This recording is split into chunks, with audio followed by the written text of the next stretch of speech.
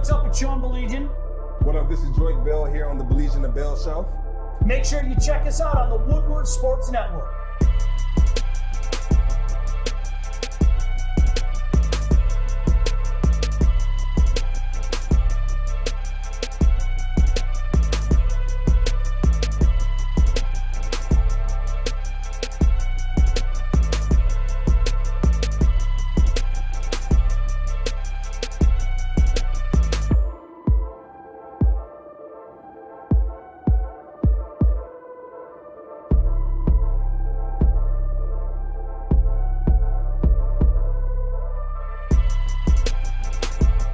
Yo, what's going on? You guys are watching Woodward Sports, and this is the Baligian and Bell Show. But guess what? They let me in the door one more time. Y'all, man, they done messed up. What's going on? It's Kory Woods, and I'm here with Scott Bischoff, draft expert. What's going on? How are you? Man, I've been waiting to just talk to you for the longest because you're our draft expert, and you are going to be disappointed. I'm just telling you. Oh, crap. Let's get it out of the way. I'm trying to get, you know what? I already messed up. See, I had a suit jacket in the back. I had my NFL Draft 2019 shirt. I was about to go do a Superman change just for you, and I messed up. I don't know. Maybe somebody could go in the back Let's and start grab it over. Let's start this. Hey, Art, delete the stream. We got to redo this and start it the right way.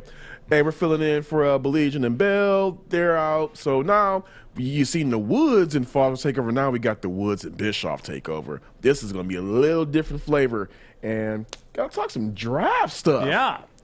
You know, what's the draft? What is that? The NFL draft, Oh, ladies okay. and gentlemen. So let's get right into it. Kyle Pitts is the talk of the town, the talk of the NFL draft. But here, what do you think about the Lions taking Kyle Pitts, going in that direction again with the tight end at number 7? So I think one of the things that we're going to have to let go is of the mentality of going in that direction again, because Kyle Pitts is a very different thing than your traditional tight end coming into the NFL. Yeah. He just is. We've said it maybe for 6 weeks or so at this point that the TE, the whatever it's listed in front of his name it's really not all that relevant to the way he would play here, and to what the Lions would be able to do with him. And I think it deserves some sort of deeper dive as to the things that they could do just with the function of him being on the field. Well, I mean, to your point, he is first off, if you guys do not know this, Kyle Pitts is 6'6", 240 pounds, and he's not flabby. The dude is a brick. He's a monster. To say the least. He is a mismatch nightmare. If you're thinking about how the New England Patriots had Rob Gronkowski and Aaron Hernandez. Yeah. That is kind of what I vision here for Pitts if they were to have him play as a tight end. But they're still talking about the Lions could go out and get a receiver. Like you said, it's just a nothing. It's just a name. Just a position. You can flip that TE White to wide receiver, and you still have one of the best prospects in the draft. I've watched his highlights. Not only is he fast, his athleticism jumps off the screen. His route running, to me, is second to none. I think that if he falls to the Lions and they're in the market of grabbing somebody who can catch the ball, it would be one of those things Lions fans will look back on and hate this organization if they pass on him. Yeah, and there is the problem is that he's a tight end, and we just can't do that. But the really interesting thing about the situation with Pitts is that you have your tight end attached to the line of scrimmage already. You have Hockenson, right? He's more your traditional. I mean, he's a very good player, and he can do a lot of things that you want him to do. But that also means that you're not mandating Pitts to be attached to the line of scrimmage. He just wouldn't be. Mm-hmm. So he's going to be out wide. He's going to be lined up as an X receiver. He could be in the slot.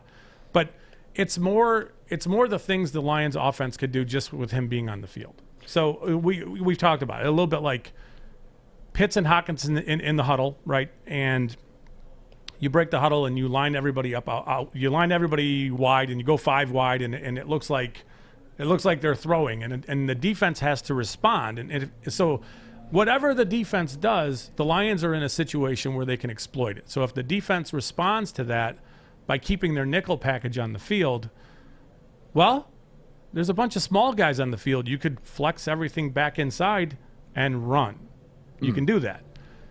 The same thing can be said for if they keep linebackers on the field. Like if you line up and you break the huddle and everybody's tight, and they keep linebackers in because they think you're running.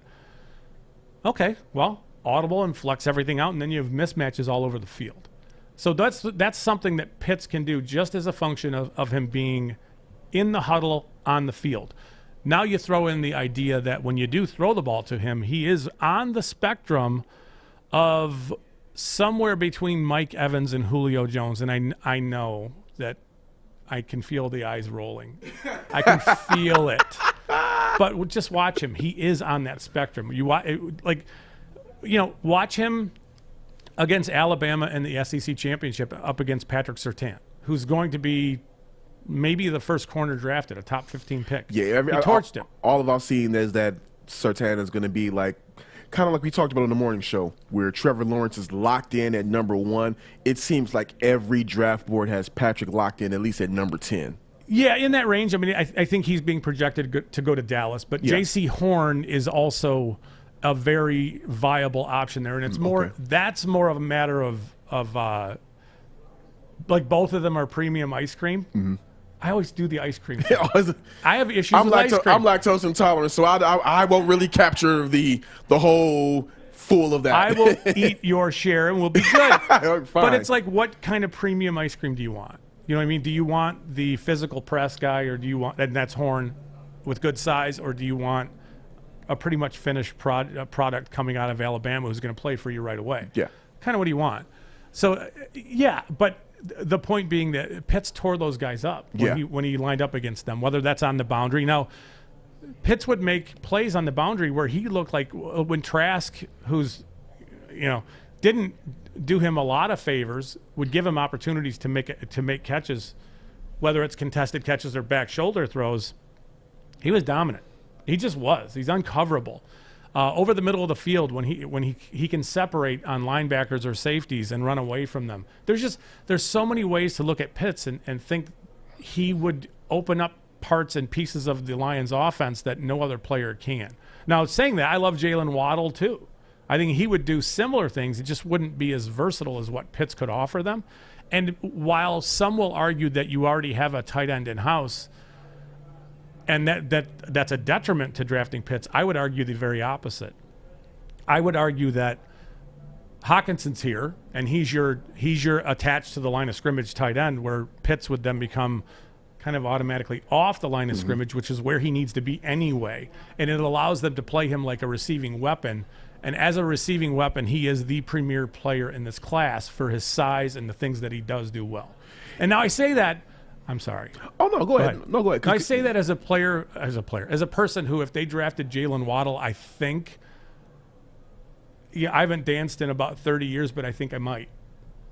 I know that's a crazy visual. No, I like him. But I like you because I'm a Jaylen Waddle. I'm a Waddle fan too. He's unbelievable, but I think Pitts and his size and what he brings, he may just have more long-term viability at the NFL level. Yeah, see, for me, it's if Pitts is available, grab him. But when they're talking about the Jamar Chase, Devontae Smith, I'm like, I honestly like, if healthy, I like Waddle. He kind of, for me, Waddle kind of puts me in the mind of the Steve Smith Sr. type. He could be that, not saying he's going to be Steve Smith Sr., but he could potentially be that type of guy. He reminds me of Steve Smith in some ways. Yeah. Not the physicality or that just the build. Yeah, but it's more run away from like if you could throw him a 5-yard slant, and there are moments where he will take it 80 yards and not be touched. And Steve Smith did that stuff. where his speed was ridiculous at times, his football speed. Right. Where Waddle does those things. And I can see where, with where the Lions are, especially with Goff, being a quarterback who wants to see it open before he throws it, that's Waddle. Waddle separates instantly. And I think he's a high-end option. It's just Pitts is open too. It's just high, right? Like throw it more vertical where he can go up and rebound, box out kind of stuff. And he'd be insane. And just the ability to win at the catch point. He's great at it. And if you guys are just now tuning in, this is the Woodward Sports Network. This is the Baligian and Bell Show. I'm Kory Woods. Chilling in here today with Scott Bischoff for filling in while the gang is taking a much-needed break. Now, if you guys are just now tuning in, we're talking about Kyle Pitts being potentially drafted by the Lions at number 7. I want to ask you this. I'm in a lot of the chat rooms. Let's take that back. Facebook groups, and we have the comments and whatnot. Everybody's going back and forth about potential players, and it seems like that PTSD from Lions fans is still there regarding the tight end. It never goes away. It doesn't go away. For every TJ Hawkinson, there's a Brandon Pettigrew and an Eric Ebron. Yeah. And I think that what a lot of Lions fans are not understanding is that, from what I'm reading and just what I've just seen with my own 2 eyes, Pitts is one of the best tight end prospects that has come along in maybe a decade plus. Yeah, but let's not call him a tight end prospect. I don't care where he played in college, right? I don't. All right, I need to rephrase that. I don't care what Florida listed him as. Okay. I don't.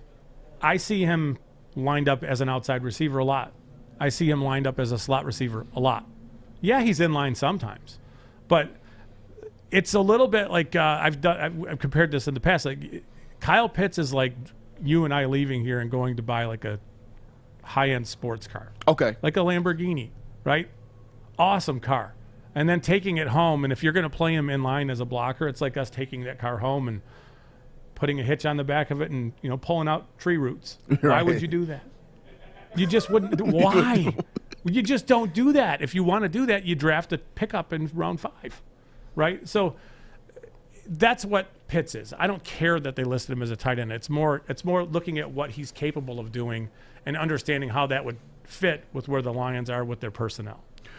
Well, you know what? I want to get your opinion on this comparison about Pitts versus the previous Lions tight ends, and we're going to get into that in just one moment. I'm looking to bring on another HVAC tech right now. We are recruiting 5 to 10 techs a month. We're looking to grow and expand. Every new tech we hire is from Northwestern Tech. The hands-on training is fantastic. They're always my first call. We love hiring Northwestern Tech grads. They come out trained and ready to work. Our program is only 10 and a half months, and our next classes are starting soon. So why wait? I'm looking to hire Hire a graduate of Northwestern Tech. Northwestern Tech. Northwestern Tech. Northwestern Tech.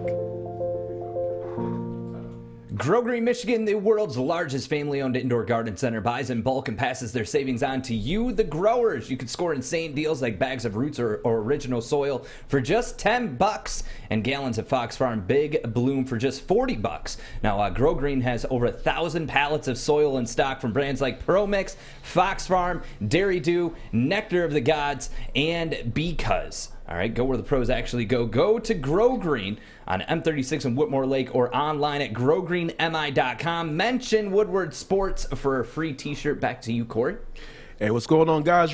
This is Woodward Sports, and you're watching the Baligian and Bell Show. I'm Kory Woods, and I'm kicking it with Scott Bischoff as we're filling in for the guys.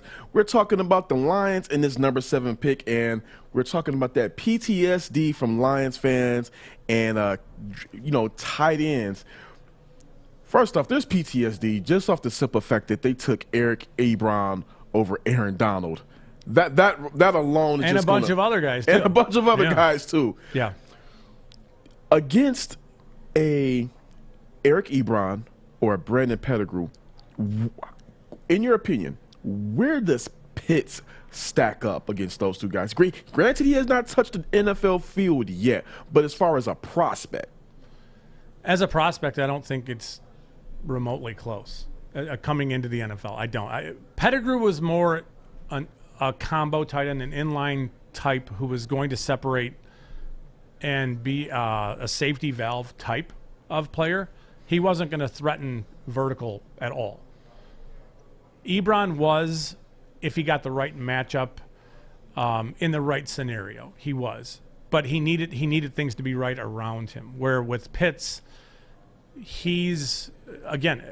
I mean, I would urge people to watch Florida's offense and some of the issues with Kyle Trask is that he left so much on the field for Pitts. Pitts he still had 12 touchdowns. I was really not. I just watched some Kyle Trask tape as I was just looking over quarterbacks, and I was just really not a fan of Kyle as a QB. Yeah, he, I think with Pitts and Kadarius Toney and some other weapons they had, he had opportunities, but he left a lot there, and there were opportunities for him to, with Pitts, make bigger plays. I think Pitts can.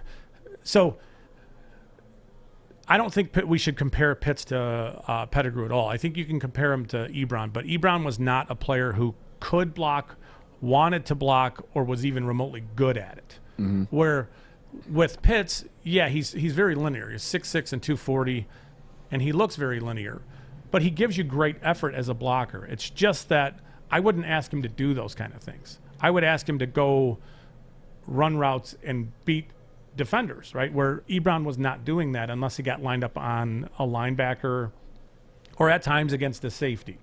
You could see him winning athletically, where Pitts can win athletically, and there's discipline in the way he runs routes, which is a little different than the way Ebron ran routes. Exactly. I always felt like Ebron was just running. Yeah. And he felt like, I'm fast enough, I will be open.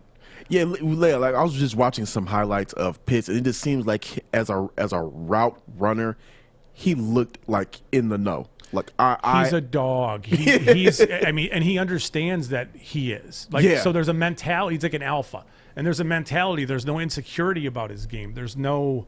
You're not picking up vibes that if he drops a pass, that it's going to go off the rails. And I'm glad you said he's a dog, because we're talking about Dan Campbell, new Lions head coach for those who are under a rock. He's talking about coming in and biting off kneecaps and instilling this toughness and instilling this new culture. And they're calling Dan Campbell the dude. In one of my stories, I said Kyle Pitts can be the guy next to the dude. He can be a dude next to the dude. Yeah. like there. So I coached high school football the last couple years, and it's like every team has dudes, right? Yeah. It's just sometimes the other team's dudes are better than your team's dudes, and then when that happens, you're in trouble. And Pitts could become that player, where he's a nightmare to deal with. Hey, hold on one sec. What you got, Art? Yeah, when the draft gets closer and closer, you see the mock drafts that come out, and there's a 3.0 and a 4.0. Scott, in your experience, and to you as well, Kory, when the draft is getting closer and closer, is it more an accurate description of what's going to happen, or is it always a guessing game? Like, we're talking about Pitts at 7. What are the chances that we actually get him at 7? I mean, potentially, if there's a scenario in which there are four quarterbacks that go in the top 4, that's somewhat unheard of. Pitts could be there at 7. Will he be? I don't know. I mean, there's another player in this class who could slip in that scenario, and it's the tackle from Oregon, Penny Sewell. And you know what? That's the one thing that scares me, because if both of those are available at 7, I would love Sewell. I believe that is just like Pitts is great, but Sewell is one of those. How the F did he fall? Yeah, it's like almost. It's almost. I don't want to say it's fireable, but it's almost as like you got to get him. So if 4 quarterbacks go and then something crazy happens, and maybe even a 5th, I don't think that'll happen. You never know. But you can see Cincinnati with the addition of Riley Reif to play right tackle. Mm-hmm. You can see them wanting to rekindle the magic of Jamar Chase and Joe Burrow. And if anybody wants to see it, those guys were unbelievable when things broke down. Chase and Burrow were just unbelievable. And I can see Cincinnati wanting to get that going. And with T. Higgins and Tyler Boyd and then Jamar Chase, it's like, okay, we're loaded on offense for Burrow. Loaded. That familiarity with Chase and Burrow has got to be something in the forefront of their mind. Right, and then with Miami being at 6, I don't know that Miami would take Pitts, but I could, and I've heard that Miami really likes Sewell, but we'll see. they could just as easily go wide receiver there and give Tua some weapons. So you could see a scenario where both Pitts and Sewell are on the board at 7, and it's a great thing because you're getting a rare guy. With Sewell, it's this. He is 20 years old. He's going to be 20 years old when the season starts. You would be looking at signing him to a second contract. He would be 25 years old. So he would play right tackle for you while Decker finishes his second contract, and it gives you a natural replacement for when Decker moves on. And to me, that makes more sense than almost anything. Yeah, I just don't anticipate Sewell being available. That's the thing, because I'm like, the Chase scenario makes so much sense. But then when you start throwing Reef going to the Bengals, it's like, okay, yeah, maybe he's a guard. Yeah, it's so, the draft this year is, I really have no clue what the hell's about to happen, honestly. We just talked about it this morning, and I didn't even realize they're talking about Mac Jones can shoot up as high as 3. And we were already talking about 4 quarterbacks going in the first 4 picks. Could it be, I could see Atlanta trading out. I mean, I could. They need defense. They need as many defenders as they can find. I don't know that you're taking one at 4. Yeah. Trading out's logical. Because for me, nobody's moving up to grab anything but a quarterback at that point. Yeah, because I was always of the mindset that with the mock draft that I had, Justin Fields or Trey Lance would be available at 4, and I thought that Atlanta will go ahead and take a QB because you go ahead and you have your successor under Matt Ryan for either a season or 2, and then boom, you get to throw him out there. That's the argument we're making for the Lions to take one. It's the exact same argument. It makes sense. It does. When are they going to be in position to draft a player like Trey Lance or Justin Fields again? And I don't know that they will be. You could see Atlanta either trading out or taking a quarterback. It's not unrealistic to think that. And then the draft begins. At that point, it's what does Cincinnati do? And if we watched last year and you saw how much pressure Burrow was seeing, it's like you really need to solve that long term. Mm-hmm. But can you pass up Jamar Chase and the chemistry those guys already have? I don't know. It's going to be tough. It's going to be really interesting to see how it plays out. All right, if you guys are just now tuning in, this is the Woodward Sports Network. This is the Baligian and Bell Show. Kory Woods here with Scott Bischoff. And since we're right here on the mock draft, let's get into your mock draft this week. Of course, we can get into number 1, but I think... Why? Everybody knows that Trevor Lawrence is going number 1. Did you see what the Jaguars did yesterday? No, I did not. So they sent something out. I'm going to mess this up, so don't hold my feet to the fire on this. But there was a picture that they sent out to their fans about like a draft day party or something. Mm-hmm. And it's literally like my 5-year-old at the time would have traced the picture from Trevor Lawrence. Like the same kind of rips in his arms, and he's holding the ball a certain way, and it's like, wow, that's obvious what you're telling everybody. I mean, it's literally like looking at Trevor Lawrence. Just like tipping you, like, hey, this is what we're doing. We don't care who knows we're taking Trevor Lawrence. Right. Kind of thing. So, yeah. So, pen, you can write it in pen. Yeah, write it in pen. Trevor Lawrence is going to be the number 1 pick, so we don't have to spend too much time on that. But in just one moment, we're going to go ahead and go through the rest of Scott's mock draft. We'll be right back. Welcome to Crumble Cookies! It is Joey from Woodward Sports, and this is my new favorite spot where I like to spend my time because they have the best cookies I've ever had in my entire life, and you won't regret coming here and trying them. Located off of Rochester Road, right next to the Imagine Theaters in Rochester Hills, it's Crumble Cookies. Come try these delicious cookies. They even got their own app. They got curbside pickup. They got delivery. You won't regret it. Just come try for yourself. You'll thank me later. I promise. All right, well, if your bracket is completely busted, don't worry. There's never a busted bracket when you bet with MyBookie. I mean, sure, you could have a busted bracket, but MyBookie is going to take care of you because they've got all the games that you can bet on any way that you want. Parlays, straight, against the spread. There are thousands of lines and prop bets on all the games. Do yourself a favor. Get a head start right now and head to MyBookie's website. Use the promo code Woodward. They're going to match your first deposit halfway up to $1,000. That's free cash credited to your account instantly on top of your secure deposit. The best part is you always got access to the game. Whether you're at home or on the go, visit the website online or do it on your phone by visiting mybookie.ag. Use the promo code Woodward. Grab yourself a deposit bonus. Bet anything, anytime, anywhere with MyBookie. Yo, welcome back to Woodward Sports Network. This is the Baligian and Bell Show. Kory Woods and Scott Bischoff filling in. We're going over some mock drafts, and let's just go ahead and go down to number 2. Now, this isn't your mock draft, but we're going to go down to some players. The show's mock draft, the Baligian and Bell Show's mock draft. It's the one we're using to have this discussion. The one we're using to have this discussion. There we go. Zach Wilson to the Jets at number 2. How do you feel about that?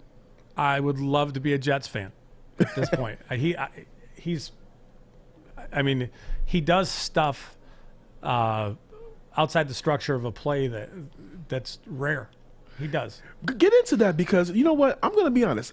Maybe I'm looking at it wrong, but when I saw him, thought he was a little frail looking. Not that big of a guy. I did see a playmaker. I did see moxie. Like, he's out there. He looks fearless. But I just didn't see that. Maybe for me, I didn't see the super it factor. What do you think that I could be potentially missing about Zach Wilson's game? So what I mean by outside the structure is when things break down and he's got to bail from the pocket, he's very athletic, but his desire is not to tuck the ball and run. Okay. Right? It's just not – that's not what he wants to do. He keeps his eyes down the field, and he wants to force the ball vertically. He wants to throw the ball and create chunk plays when he has to get out of the pocket. And he does it constantly, right? And there are moments where he'll be rolling hard to his right, and he'll be, looking down the field on the boundary to his right, but out of the corner of his eye, he'll see like a tight end sitting 15 yards down the field open in the zone, and he'll just kind of flick it across his body, and it's just that kind of stuff where, yeah, he could have gained 5 or 6 yards by running, but he wants to throw. He wants to make plays. So if you see the playmaker part of it, and then put together the desire to continue to attack a defense vertically, even when he's out of the pocket, and he can do it rolling from to his right, to his left. It's more of an attacking mentality. Now there are moments with him where he does need to pull back on some of the showmanship kind of stuff. He's a little braggadocious. He kind of put me in the mindset of a Baker Mayfield. Not as arrogant, but the confidence was there. Oh, yeah. It's like he seems like a guy that, hey, I know I'm the man, and I'm gonna rally my teammates around me. Not a I'm the baddest mofo in the room, but I know I got it. He's got it. He knows it. He does. I mean, if you just look at his pro day workout, which you don't need to really put too much stock into those kind of things, but just it's confidence and presence and the ability to do things. It's almost like everybody's compared him to Mahomes, where Mahomes can make. If you're a defensive coordinator, you're almost begging him not to leave the pocket. Just please don't leave the pocket, right? I will say Wilson that when Wilson escapes the pocket, he looks like it's a problem. Oh, you mean Mahomes? Mahomes. Yeah, it's like he's got out the wand and it's magic. Yeah. So if you're playing defenses, please don't rush too far up the field. Just keep him in the pocket. But then if you do that, you're giving him way too much time. So it's like he can beat you in a variety of ways. Wilson can do those things too. It's just it's with him. It's the flair in which he plays, and some are going to like his game, and some are going to look at him as somewhat undisciplined. There are moments when he does make throws where his feet aren't even on the ground, but he can do it accurately. Now with Wilson, with him potentially going to the Jets. What do you think that means for Sam Darnold? I was of the mindset that I was of the mindset of drafting Penei Sewell for the Jets, because I think that Sam Darnold got a raw deal. I really do. I think Adam Gase did virtually next to nothing while they're at the Jets. There's a precedent there. Yeah. So it's just like I felt that, hey, Darnold is still young. Get him some weapons, get him some protection, and just really see what you have before just drafting another QB. Or trade out of the pick and get some capital later on, do something. But I just felt that It just seems like they're unwilling to trade out of that pick. yeah. If you are, hey, get a piece for Darnold. But I just felt that drafting a QB for them at number 2 was just not the way to go. But let's go down to number 3. The 49ers last week traded up and got into that trade. Got into that pick, and all the reports are is that Mac Jones is going to be their guy. If at 3.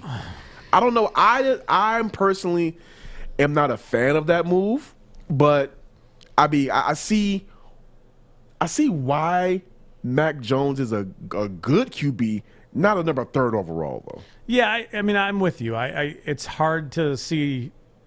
It is hard to put it together why they would give up so much for Mac Jones, right? Yeah. And we just talked about players who can do things outside the structure of a play, and Mac Jones is not that guy. That doesn't mean he's not athletic. It's just his desire is to be a pocket passer. He kind of reminds me like of his build, not necessarily his throw, but his build kind of reminds me of Ben Roethlisberger almost. Yeah, I mean, he's just kind of like the old dinosaur, kind of dad body kind of thing. Yeah. I mean, he's a good quarterback. It's just I think that there are other quarterbacks that maybe fit more with Kyle Shanahan's offense than Mac Jones does. And I think Trey Lance does. Justin Fields does. To me, all signs are pointing at Trey Lance in that scenario because you do have Jimmy Garoppolo.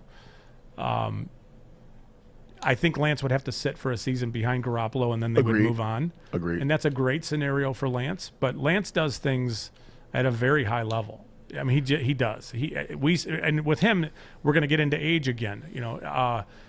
The majority of the tape that we have on Trey Lance is him as a 19-year-old. And also one thing about Trey Lance, and I want to get your opinion on this. You can kind of add it in there. I've seen a lot of people knocked his level of competition because he was at North Dakota State. Yeah. How do you feel about that? I understand the mentality behind it, but if you're a quarterback and you're accurate regardless. Yeah. So I'm not dismissing that mentality outright. It's just that if you watch him throw and he understands leverage of a defender down the field and he's putting it on the right shoulder, the accurate shoulder, if he's leading a receiver away from the defender and he's able to do those things, it really doesn't matter what the competition level is. So from an accuracy standpoint, I don't think it's all that relevant. Where it does stand out with him is when he does run. So he's running against lesser athletes in some regards, but he's a monster when he gets out of the pocket and he runs. He just is. So if you're John Lynch right now at number 3, you're going Trey Lance, not Mac Jones. Yeah, I am. You are. I am. But I can see the lure of Trey Lance. I just don't. I mean, because that Shanahan scheme is very quarterback friendly. So it's almost like it's going to work with almost anybody who's there. It should work, right? And they're smart enough to figure out how to. Like, they would be smart enough to figure out this is what we need to do with Mac Jones, period, to make him successful. But Trey Lance gives you he gives you something that Mac Jones will never offer, which is, running with the football and being able to create yards, on the ground and generate first downs. And his desires, again, I mean, he wants to throw the ball. He's really good in the pocket. Remember, 19-year-old kid being asked to set protections for the entire offensive line, 19 years old, first year in college. He was recruited by Big Ten schools athletically. I mean, he's all there athletically. They just wanted to move him away from being a quarterback, and they wanted him to play in a secondary or as a linebacker. Right. So to me, that's a all credit to him. He's, my passion's playing quarterback. All right, I'll go play at a lesser school, but I'm going to play it at a high level, and he did. So, I think it's more about Trey Lance at 3, but I do understand the Mac Jones thing. And I think there's some pro day stuff, some shenanigans that are happening with where certain guys are going to see who and all this stuff. Right. I think in the end it should be Trey Lance. We'll see. I mean, this is the interesting thing, but I do not buy for a second that they moved up to pick 3 to get Mac Jones. Well, I mean, maybe, but not. They didn't move up to pick 3 with the mentality of, we don't really care who's there. Got you. We'll settle for whoever's there at 3. They moved up to 3 with intentions. They did, and I think those intentions were set this way. They talked to the Jets, right, trying to get to pick 2, and the Jets would not budge. They know who the Jets are taking. Yeah. So most going definitely. up to 3, they know who comes off the board at 1 and 2. So if it's Mac Jones, it's because they've wanted Mac Jones all along. If it's Trey Lance, it's because they've wanted Trey Lance all along, and the only way to guarantee they get him is to move to 3. That's my thoughts on that part of it. So I'm not buying the whole, oh, they're good with whoever's there. Yeah. No, I think this is a pinpoint strike. This is a precision move. They know who's off the board at 1 and 2. Going to 3 gives them their guy. It just does. Hey, I am totally with you. And if you guys are just now tuning in, this is the Baligian and Bell Show. Kory Woods and Scott Bischoff are filling in. And you know what? You got to go to number 4, the Falcons. And in just one moment, we're going to be right back and get into who the Falcons should grab. Hey, it's Joey from Woodward Sports, and I am here in downtown Fenton at Bridge Street Exchange. This place has so many amazing things for guys. And ladies, this is the hidden spot that you got to come check out. I'm talking thorough good boots. Best boots ever. They have barware. They got the Stormy Cromer hats. They got Carhartt hats, a huge Carhartt selection. They even got Snoop Dogg underwear. So go check them out, bridgestreetexchange.com, and use the code word WSN for 15% off. Hey, you guys are watching the Woodward Sports Network, and you're watching Baligian and Bell. Kory Woods here with Scott Bischoff for filling in for the gang while they are taking a much-needed break. Hey, Sean, I ain't gonna front, man. Your seats feels pretty warm right here. I like this angle, man. I don't know. But hey, going to the Falcons, they're gonna be picking 4. In my mock draft, I had Trey Lance going here. I felt that Trey Lance just, first off, we talked so much about his ability. Atlanta is always about swagger. I've always felt their football team was about that swagger, that black and red swagger. Even to a degree, Matt Ryan had a swagger about him. You know, before him, Vic had a swagger about him. I felt that Trey Lance is an Atlanta Falcon pick. What do you think about that? I agree with you. He is. He fits the city. He's,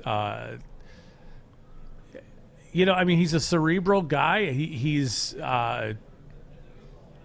everything you want in a quarterback. And we have to remember, he's a very young player, and he played at an incredibly high level.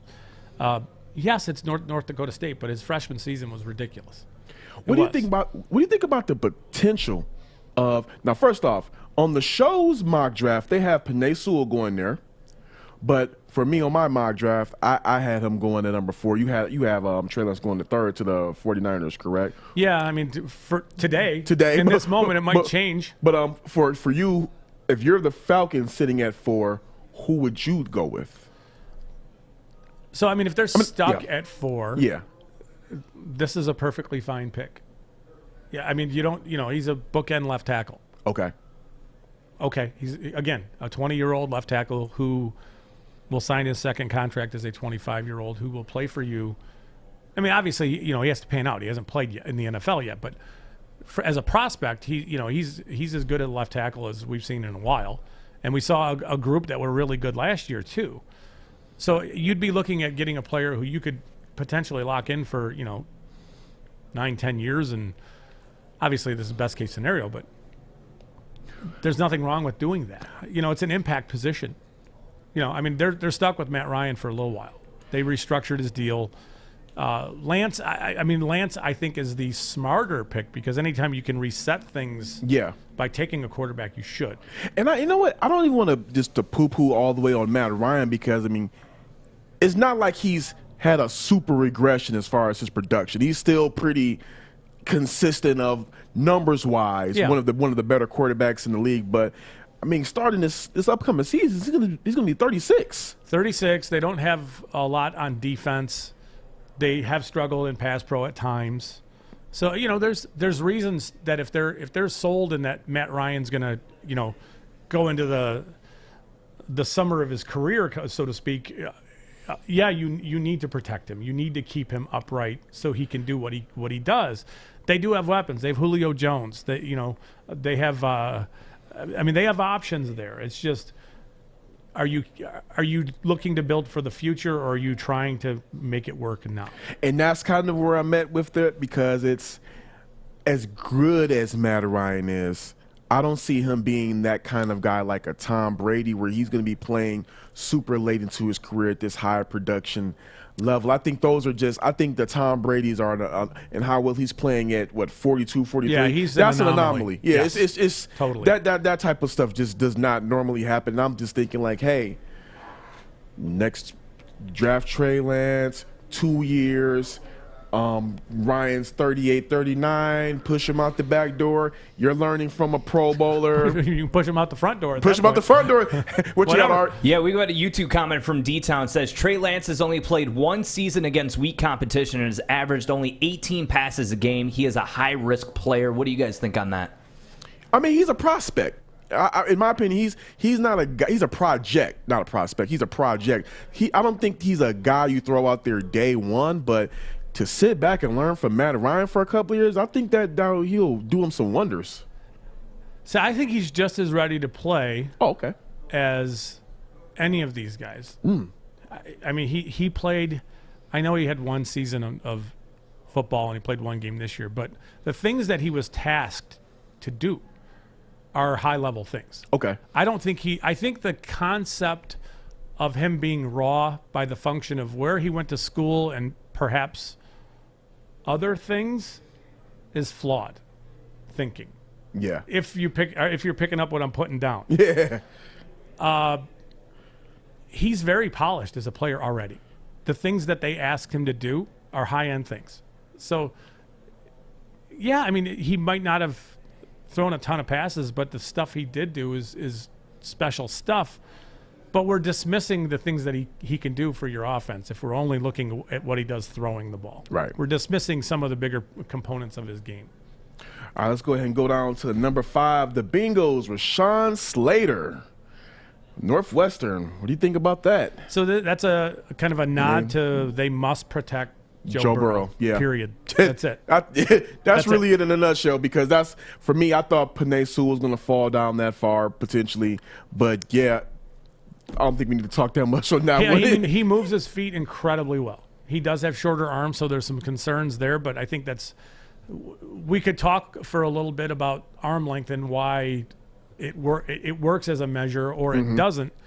In the end, if you can't move your feet and you're kind of reaching or lunging, it doesn't really matter how long your arms are. You're not playing with power. Right. If you move your feet really well, like he does, and you know where to put your hands – and you know what you're doing technically like he does, I'm not so concerned about the arm length with him.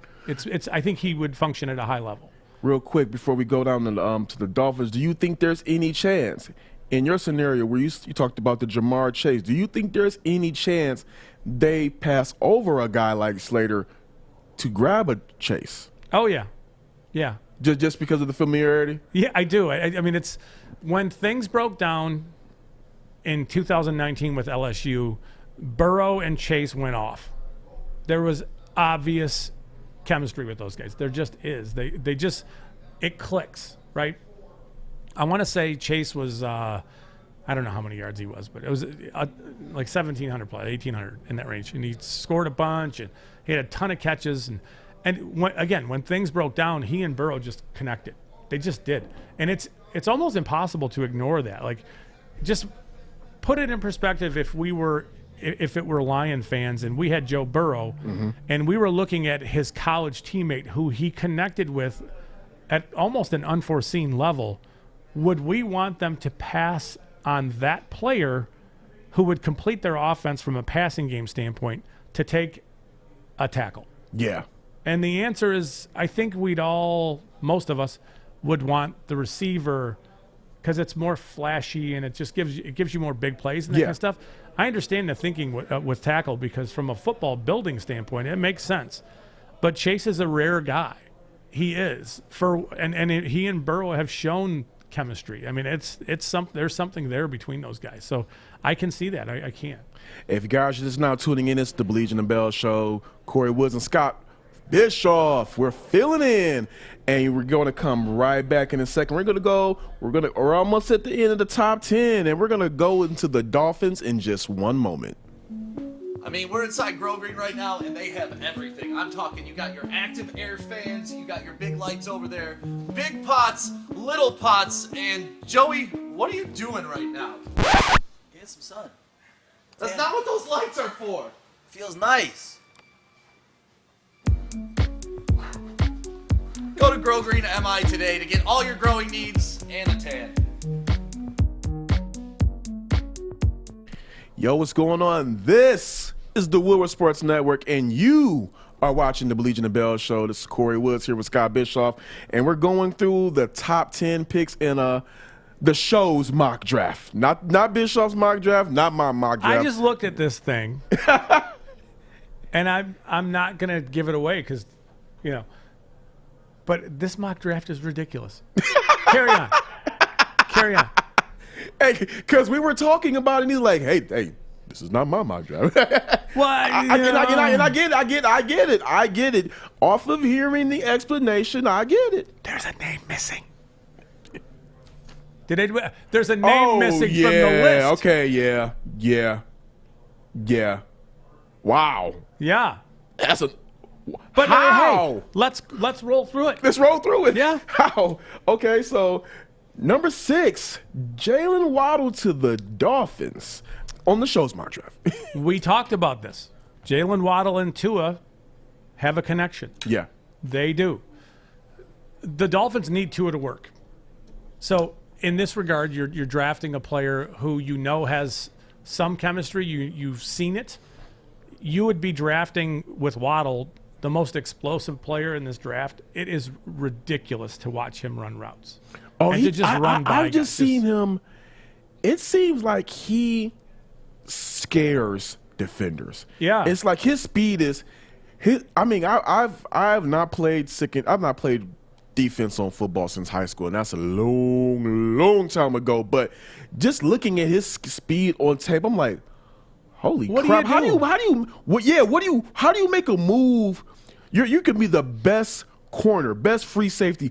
How do you game plan? How do you try to contain that where a guy can literally just stop on a dime and then he can probably do you like Barry did Rod Woodson, tear both of your ACLs with one move. He's, you know, I mean, he can push defenders. If a defender wants to give him a bunch of room, he'll push you back, and then, like you're saying, you stop on a dime and sit into his zone, and he's fine. You know, he'll move the chains that way.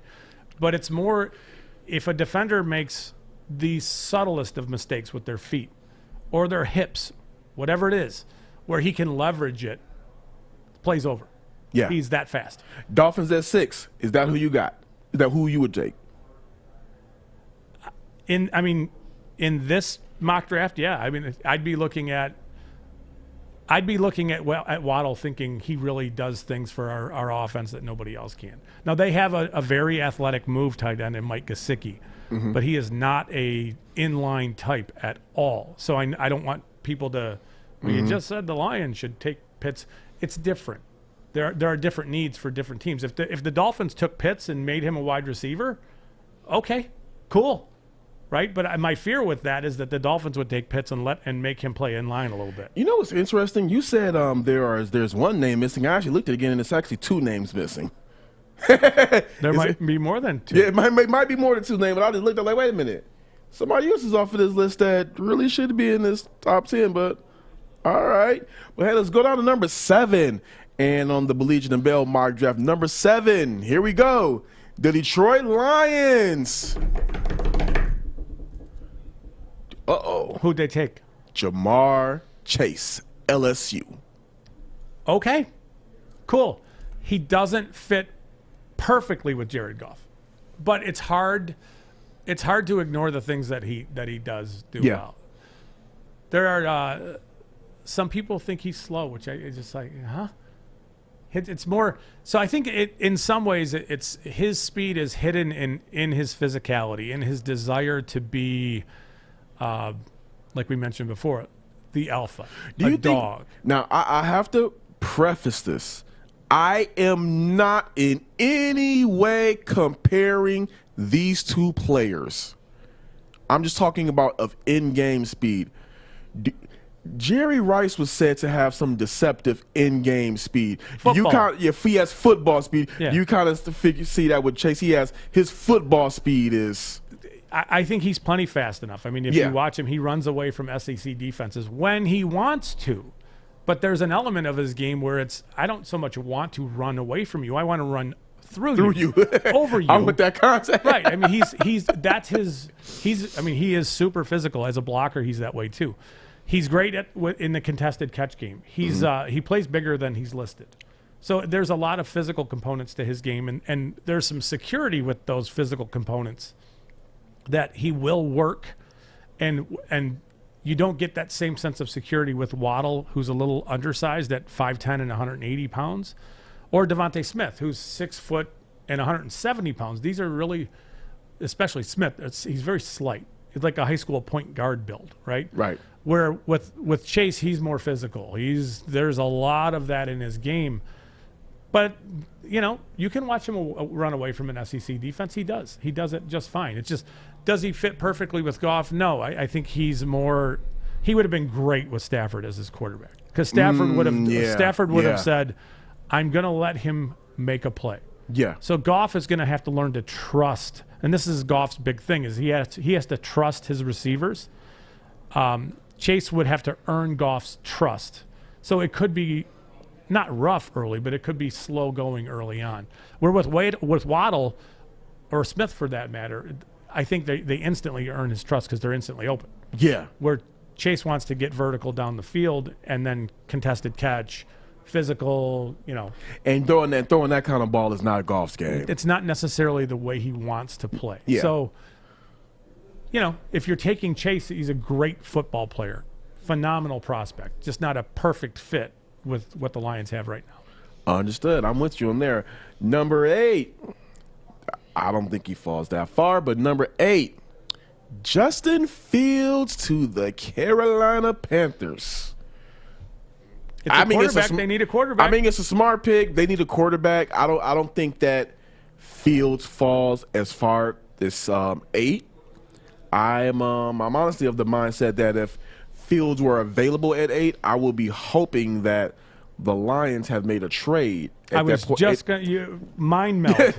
Yeah, I was hoping the in. Lions would make a trade back to 8 and kind of be coy, like, hey, we got Goff, but we only got him for 2 years. What if you're not going back to 8, but a team decides that Denver's likely to take quarterback, Carolina's absolutely taking quarterback. Yes. We need to jump both of them and do business with the Lions to jump in front of those teams because they're taking quarterback. And that's why I love the position the Lions are in, because if Fields is available at 8, that means he's available at 7, which means the Lions could really control how the rest of this draft, the first round at least, moves. Yeah. And I'm just hoping that they continue to play coy, continue to go look at those QBs and not show their hand like Quinn Trisha did last year with Okudah, which we'll get into later on. Yeah. But 8, I think we agree if he's there. Yeah, he's a really nice fit for that offense. Matt Rule likes athletic quarterbacks. He is very, very athletic. There's some, there's some desire to portray him as a kind of gets locked onto his primary read, and in that regard struggles to come off of it. But he can only do what the Ohio State offense asks him to do, right? Like right. They're pretty much a one-read, half-field type offense where that's what they ask of him. And if you were playing quarterback for Ohio State, you knew you weren't going to get pressured, and you knew eventually that your primary receiver was going to come open, why would you not continue to stare at him? Because that's what happened a lot. So we shouldn't knock Fields for getting stuck on his primary read so much. He needs to have the opportunity to be able to work off of that. But that's the issue, is that there are some that believe that he won't be able to do that. And then you get into a situation where defenses understand if they take away that primary read, then it is tuck and run kind of thing. And then you get into, is he banged up because he's running in collisions and this kind of stuff.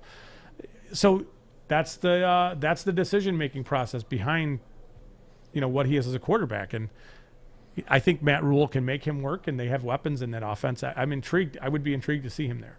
Same here. Let's get down to the Broncos. I love this pick for the Broncos, even though they do need a quarterback. I just like the idea of if this guy jumps into the top 10, Micah Parsons to the Denver Broncos. Brought Von Miller back.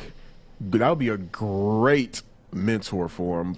But yeah, I mean, but they played very different positions. Okay. So the Penn State plays Parsons as a middle linebacker. Yeah. And it's almost inside the tackle box kind of thing. Now he can turn the corner and rush the passer, but you're looking at a middle linebacker who doesn't drop into coverage very often, and we're seeing there's the mindset out there of he's an elite athlete, so he'll just be able to figure that out kind of stuff, and that is a mistake. Just to declare that because of his athleticism, he will be able to figure out how to drop into coverage at the NFL level is a huge mistake. Have you seen any examples in your time of scouting of a team in that scenario thinking that a guy can be able to adjust that quickly in the NFL and it doesn't work out? I think you can look at linebackers that have gone in the top 10 and see that they do struggle early. Okay. And then I think you could see linebackers who have gone in round 1.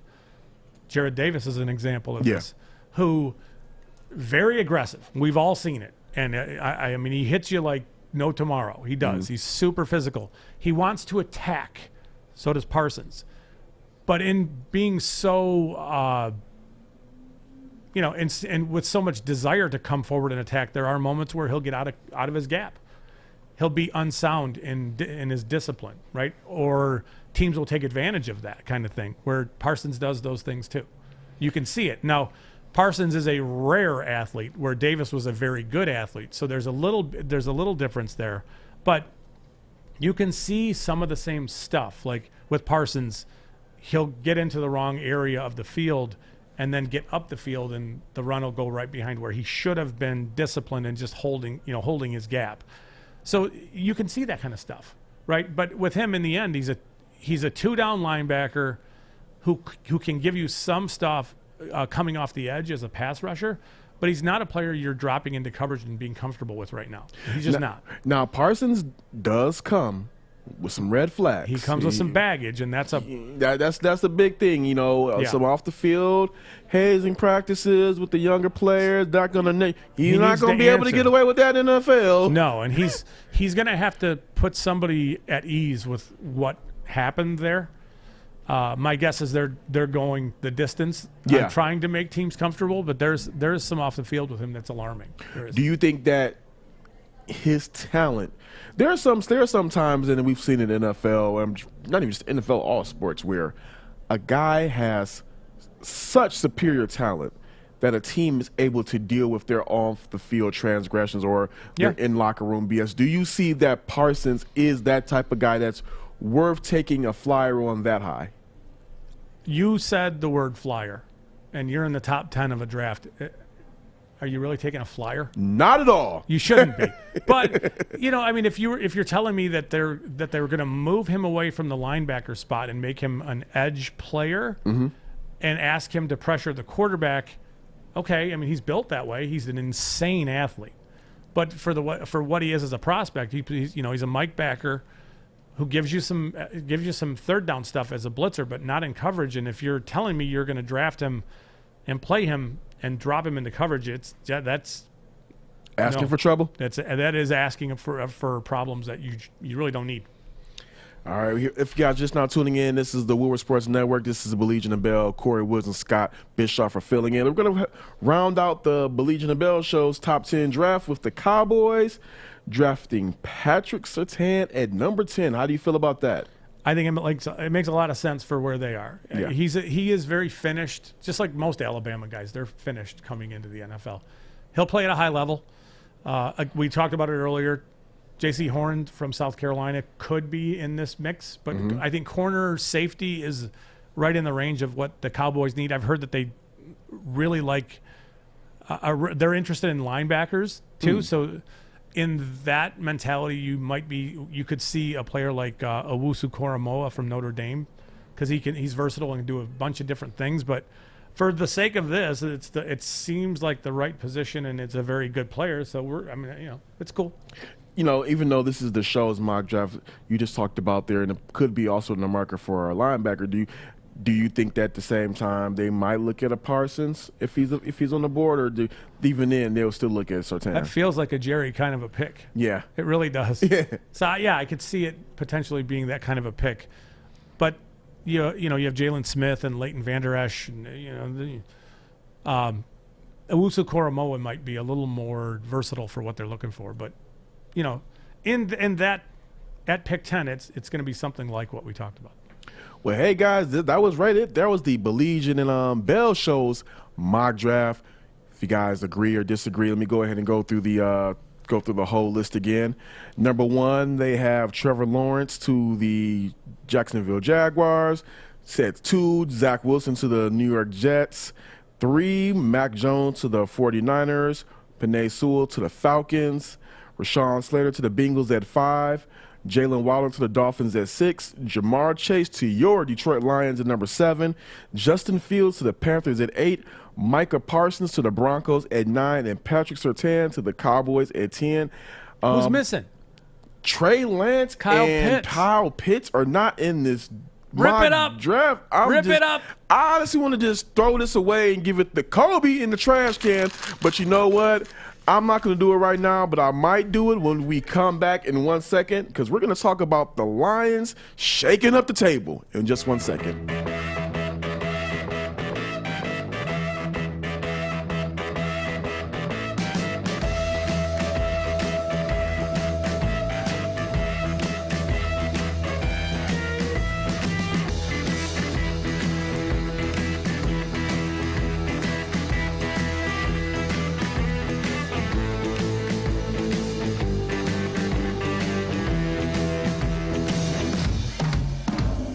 Interest rates have started to fluctuate, so now is the time to call Hall Financial. You don't know what is going to happen, so be smart, make the call while rates are low, because you could be saving some big money. Hall Financial is fast. They do all the heavy lifting for you, so go to davidhallmortgage.com now to get started. Hall Financial, lower payments, better options, more personal attention. Back to you, Kory.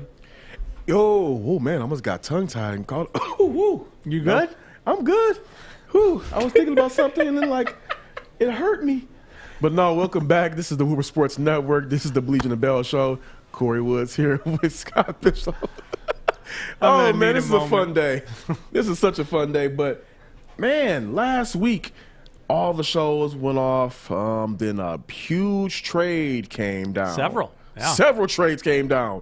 The Dolphins trade the number 3 pick to the 49ers for a 2021 third-round pick and additional first-rounders in 2022, 2023. And pick 12.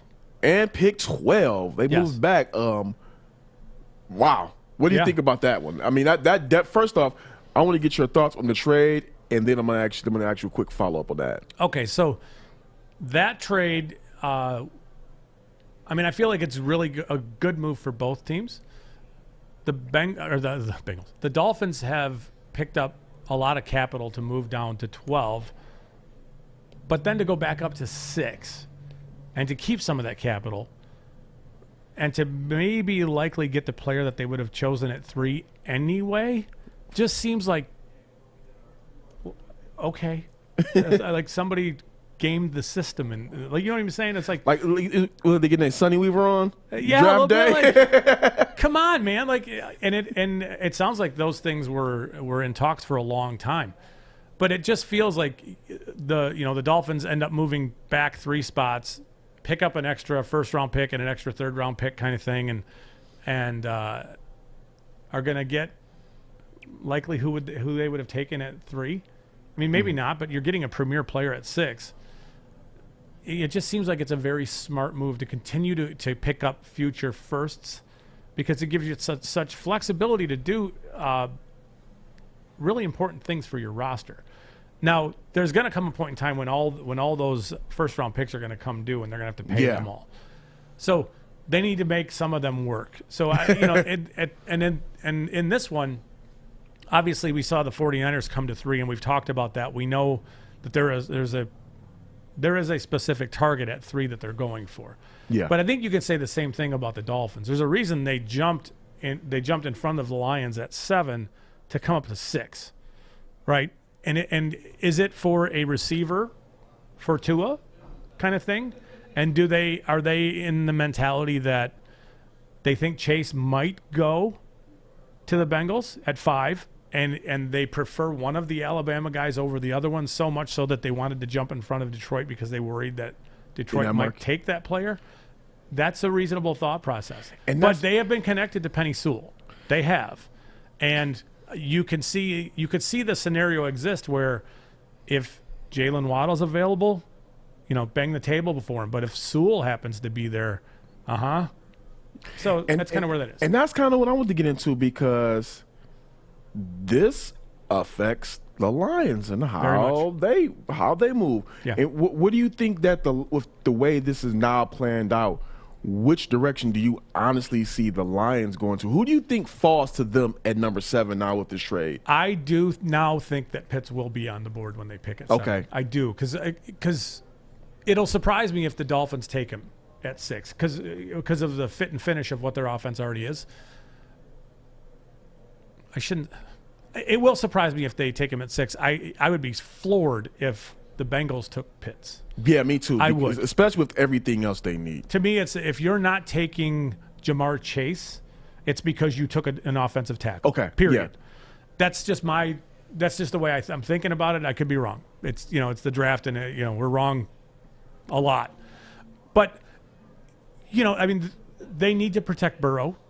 If you're not protecting Burrow with the 5th pick, it's because you're giving Burrow Jamar Chase. Yeah, because I don't outside of that, not saying that any of these other wide receivers are inferior or anything like that, but if you're not, but just like you said, if you're not going to go protect Burrow, why not get the wide receiver that he has the familiarity that with? He works with, like, and meshes. We know, okay, we don't have to worry about those guys establishing a rapport. They know how each guy is cut. It is like, when you watch them, it is like, damn, like that's unbelievable. And it's almost like a perfect scenario like for them. It is. And the Reef edition makes me think that they're going to try to leverage this. How much do you think? How much of a say-so, even though he was, going to be a second year, how much of influence do you think Burrow will have in that Chase selection? I think enough that it's okay to talk about it. Okay. But I think, it's more they need to protect him. They need to give him some level of, protection. And if Reef can do that for a year, cool. Can he? I don't know. Mm-hmm. So that's going to be, I don't think that the decision makers there would look at the scenario and say, whatever about keeping our quarterback protected. We're going Chase just because he's electric and explosive and he's going to, it's going to make great things happen for us.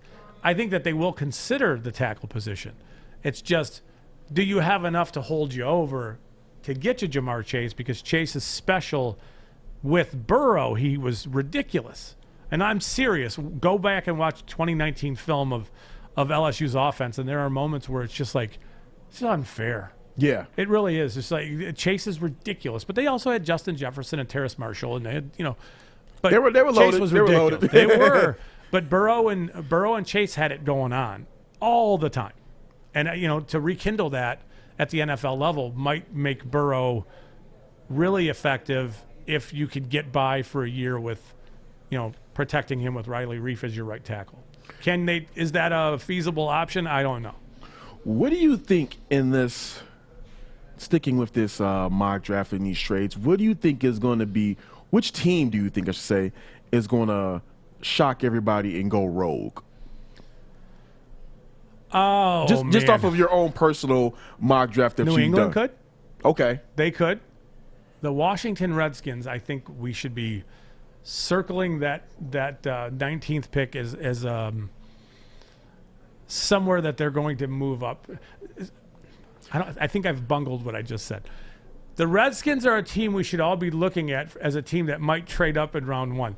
They are loaded on defense. They are ready to win now. I did see a mock draft. It was on the not a mock draft, a mock trade on The Athletic. They had Washington and Detroit doing that the was trade. a while ago. Yes, it was a while ago. A lot of things have changed since then. Yeah, but they had Detroit moving down. But the pressure on a team in the teens to come up to get a quarterback is now greater than it was back then when that trade was forecast. Okay, it just is. Back then, we didn't think that the first 3 picks were going to be quarterbacks. Yeah. We didn't think that the first 4 might be quarterbacks. But if 3 or 4 go that early and the Lions are sitting at 7, Washington's thinking, look at our defensive front. We're ready to make a 3-4 year push at winning, winning football.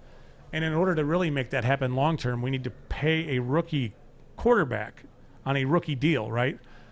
It would make sense for them to give up some future firsts and not have to pay those future firsts because they have first rounders that they're going to have to pay to come up and get a quarterback who will work for them in, say, 2 years. You have Ryan Fitzpatrick who's going to play for you now for a year. But then quarterback that you would trade up for, let's say it's Justin Fields, takes over in 2 years, Fitzpatrick's out the door, and now you're paying Fields for 3 years on a rookie contract, and you're able to afford your defensive weapons that you have that's really winning football games for you. That's how Washington could look at it and think, yeah, it makes sense for us to make that kind of move. But New England is another one that I think we should be paying attention to. Now, Mac Jones in New England. I mean, we've seen those kind of guys work there. Yeah. Do you think, now we just talked about the Lions being at number 7 and how the Panthers could try to possibly move up, or, if the quarterback is there, maybe the Lions could kind of, tip their cap there. Do you see any other, and we just talked about Washington as well, with them in the market.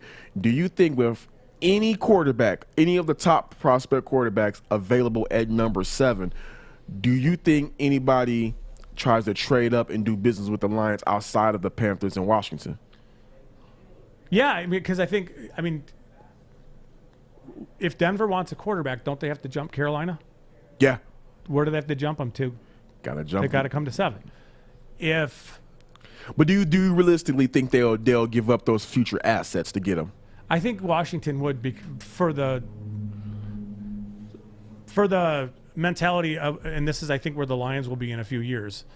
You have multiple first-round picks that you have to pay all at the same time, and you just can't. So you need some sort of relief somewhere, and that can come in the form of quarterback playing at a reasonable level for you on a rookie contract. So I could see Washington thinking we don't really want if they like. I mean, they'd have to really like the quarterback to do it, but we love Justin Fields. In order to get Justin Fields, we would be sacrificing our first-round pick next year to do it. But we've got so many guys to pay that we almost have to do that anyway. Plus, it gives us the relief we're looking for 3 years where we can pay our defensive linemen and Chase Young and these guys. Where I could see Washington do that. I can see New England doing it. They did a bunch of free agency stuff this year with Hunter Henry and Jonnu Smith and Nelson Aguilar. Yeah. And you could see him thinking that, all right, Mac Jones can work for us. And I can definitely see Mac Jones being a New England Patriot. It's just like you said, he just looks like he'll be that type of guy to fit that system. Yeah. Granted, they have Cam Newton, but Cam Newton's only on there for a 1-year deal. You could just either sit Mac Jones for that 1 year, or who knows. And it's not like they paid Cam a bunch of money. Yeah, they paid Cam enough for that one season, and hey, cut bait with him at the end of the season. Or you never know. Who's to say that Cam gets off to the greatest start? You might be able to go ahead and bring in Mac Jones a little bit earlier than expected. The possibilities right there for New England are endless. I think that Belichick, with the Patriots going 7-9 last year, he's looking over at the NFC. Think he's looking down south at Tampa and thinking, I got some things to prove? I mean, how can he not? Think about this. The owner of the Patriots was at that Super Bowl. And who you think, let's be real, who do you think that Robert Kraft was cheering for in that Super Bowl? Who do you think Robert Kraft was down there to see? He just wasn't down there for the game. Well, let's not get carried away with what Robert Kraft was doing in Florida. Okay, take that back. It is Florida. You're right. I'm wrong. Sorry. So he could be killing two birds. He could be killing two birds with one stone. You never know. I'm not judging. I'm Hey, just saying. I'm not judging. You know, he's a good man. But yeah. So, you know what? There's another guy I want to talk about. We're speaking of these drafts and how the Lions got it twisted. Jeff Okudah. Man, we got to get into him in just one moment. Hey, it's Joey from Woodward Sports, and I am here in downtown Fenton at Bridge Street Exchange. This place has so many amazing things for guys. And ladies, this is the hidden spot that you got to come check out. I'm talking thorough good boots, best boots ever. They have barware. They got the Stormy Cromer hats. They got Carhartt hats, a huge Carhartt selection. They even got Snoop Dogg underwear. So go check them out, bridgestreetexchange.com, and use the code word WSN for 15% off. Start a new career in an industry that is always essential. Talking about the heating and cooling industry. Learn more today by visiting northwesterntech.edu. Back to Kory Woods and Scott Bischoff on the Baligian and Bell Show. Hey, thanks a lot, Art. Me and Scott are. I'm having a good time getting educated on. Are you feeling all warm and gooey inside and stuff, or is that just the heat in here? I only said that for Sean. Hey, it's a bit of both. Somebody's got to complain. It's a bit of both. It's a bit of both. I mean, cause you ever seen Anchorman? Yeah. I mean, it's so damn hot. Milk was a bad choice. Milk was a bad choice. So yeah. Are you in a glass cage of emotion over there? I really am. I mean, geez, it's turned up on Hades in the studio. Ooh, man. Ooh. I'm sweating through my eyelids. But you know, I want to talk about this guy, and I don't want to call anybody a scrub because I'm not in the NFL. But man, Jeff Okudah. It's way too soon. Way too soon, but I gotta be. He's being tabbed as a breakout star for 2021 for this upcoming season. I know that. Who else would it be?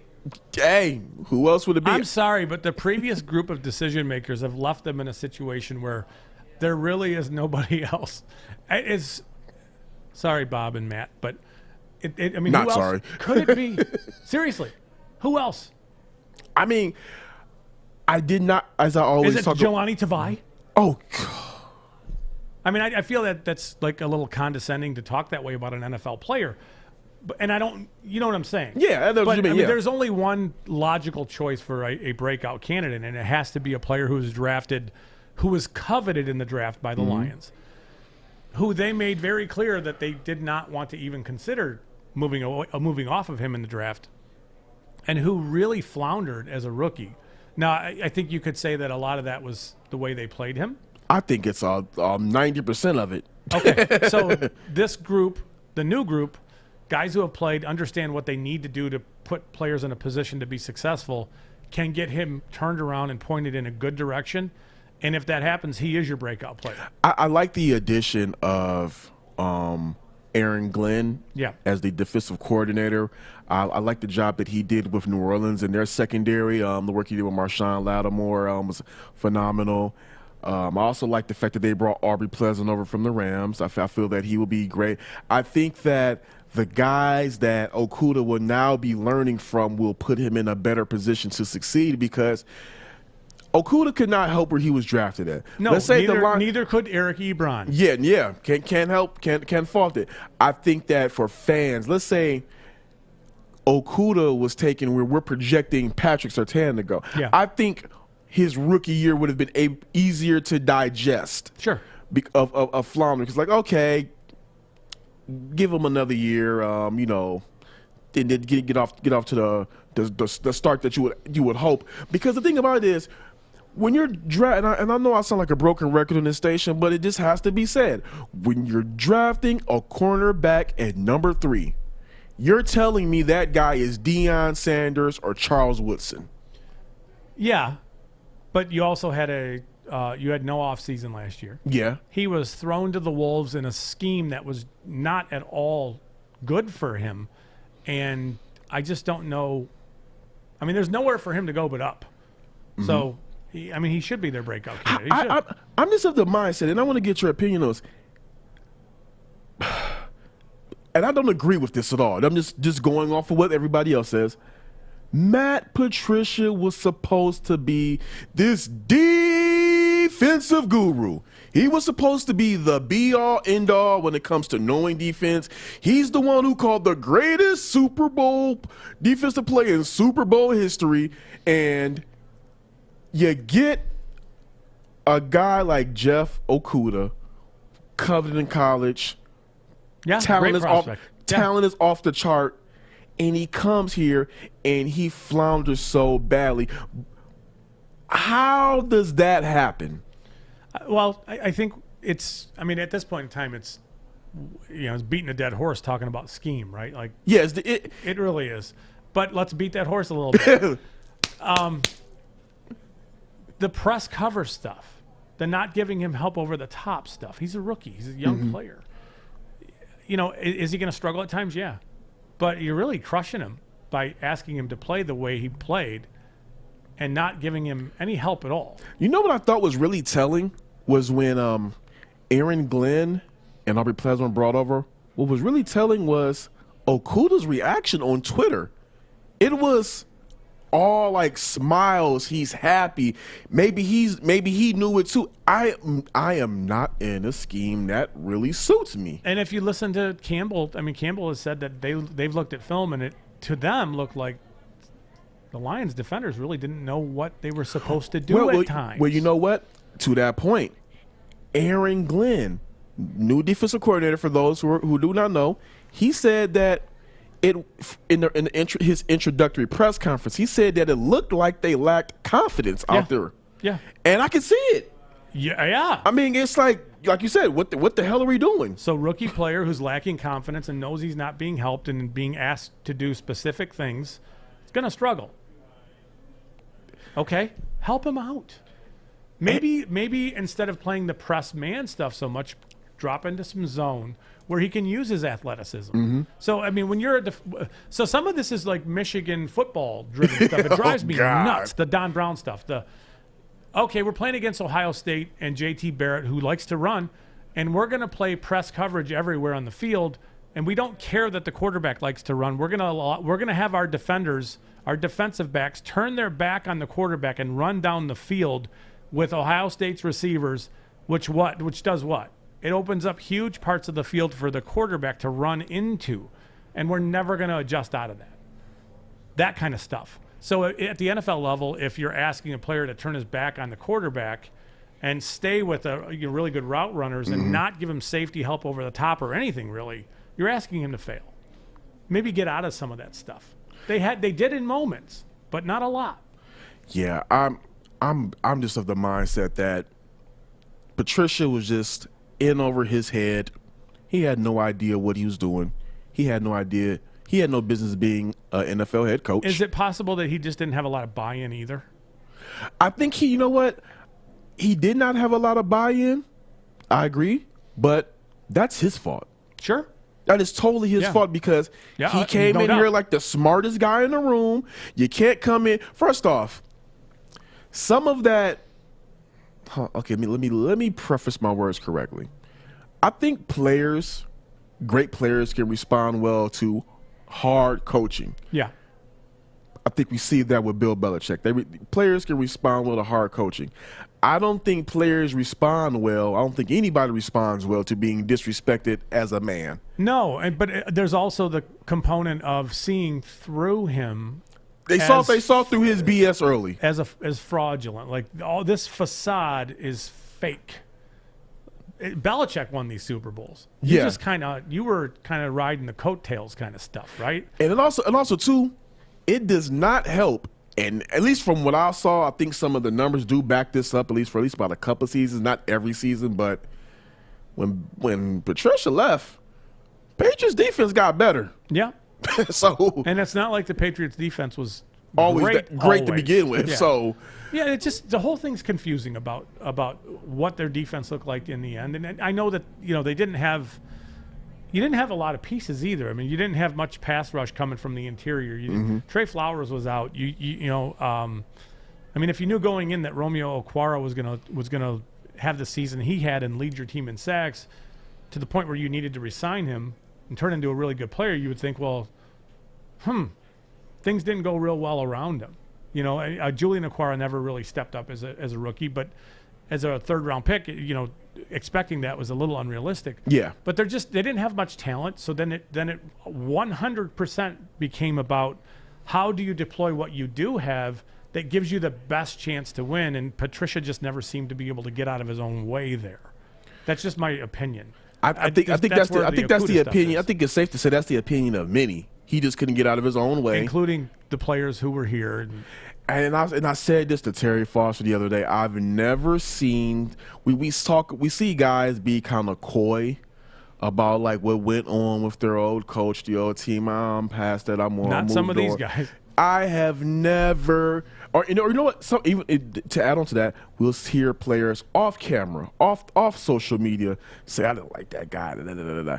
When Bob Quinn and Matt Patricia got fired, it was instant.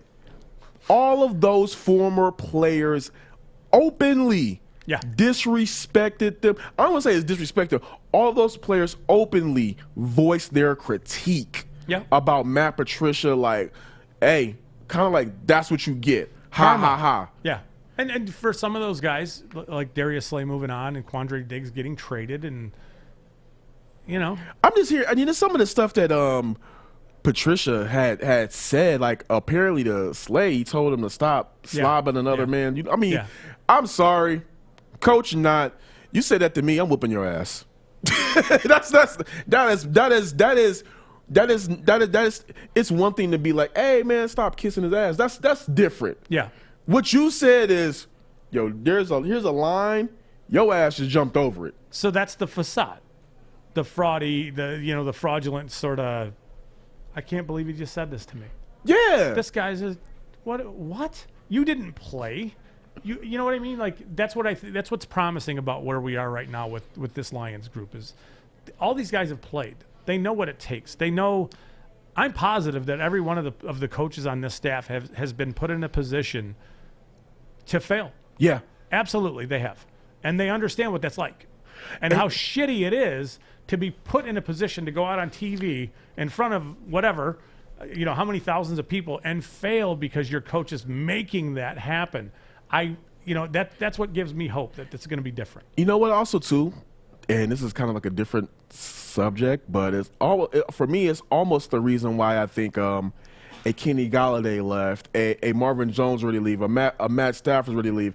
It's yes, the Lions are a bad organization, and they're improving, but I think those 2.5 years under Patricia were so mentally draining, toxic. They just like, you know what? I just want a new start. I'm tapping out. I'm giving up. Everything that is being done may look so great, so perfect in the direction that it should go, but these 3 years under him were such hell. I just need to clear my mental space. Hold on. What you got, Art? How many players do you think left the Lions specifically because of Patricia? I mean, obviously Slay had issues, other players have had issues, but if you had to guess of the players wanting to be traded or just saying, hey, I'm out, where would you set that at? I said it as many of them as could get the hell out of town. That's how many wanted to. And the reason I say that is, again, I talked to Terry about this, just basically off of Haloti Ngata didn't come back to Detroit. He could have played here. Yeah. He had an offer to come back here. He refused. It's the environment was so bad, and Dan Orlovsky talked about this when Matt Patricia said the egregious comment that he had to come here and it was a work. He said some crap about it being like a job. There was a lot of work to do. There was a lot of work to do, and Dan Orlovsky called that BS out. Like, no, we were a good football team, not a great one, but we were starting something. Detroit was a great place to come to work at. Players liked playing here. Players loved playing for Caldwell. And when you go look at some of those older players like a Stephen Tulloch, a Glover Quinn, Reggie Bush. Just go look at their post about Caldwell. The one thing that stuck out to me was they said he taught us more than the game of football. He taught us how to be men. Yeah. He was a leader. And they said just because you didn't see him, just because. And another thing, Stephen Tulloch said, was it Stephen Tucker, Glover Quinn? I want to go. One of those two said, "To this day, I will still run through a wall for that man."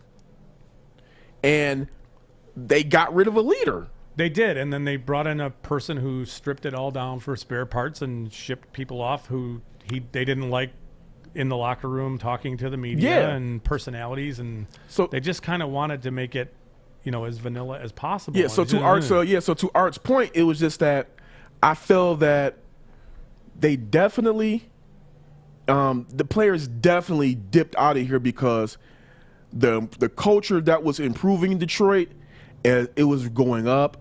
Maybe not the record, but the culture was going up, and then it just took a drastic jump off the cliff.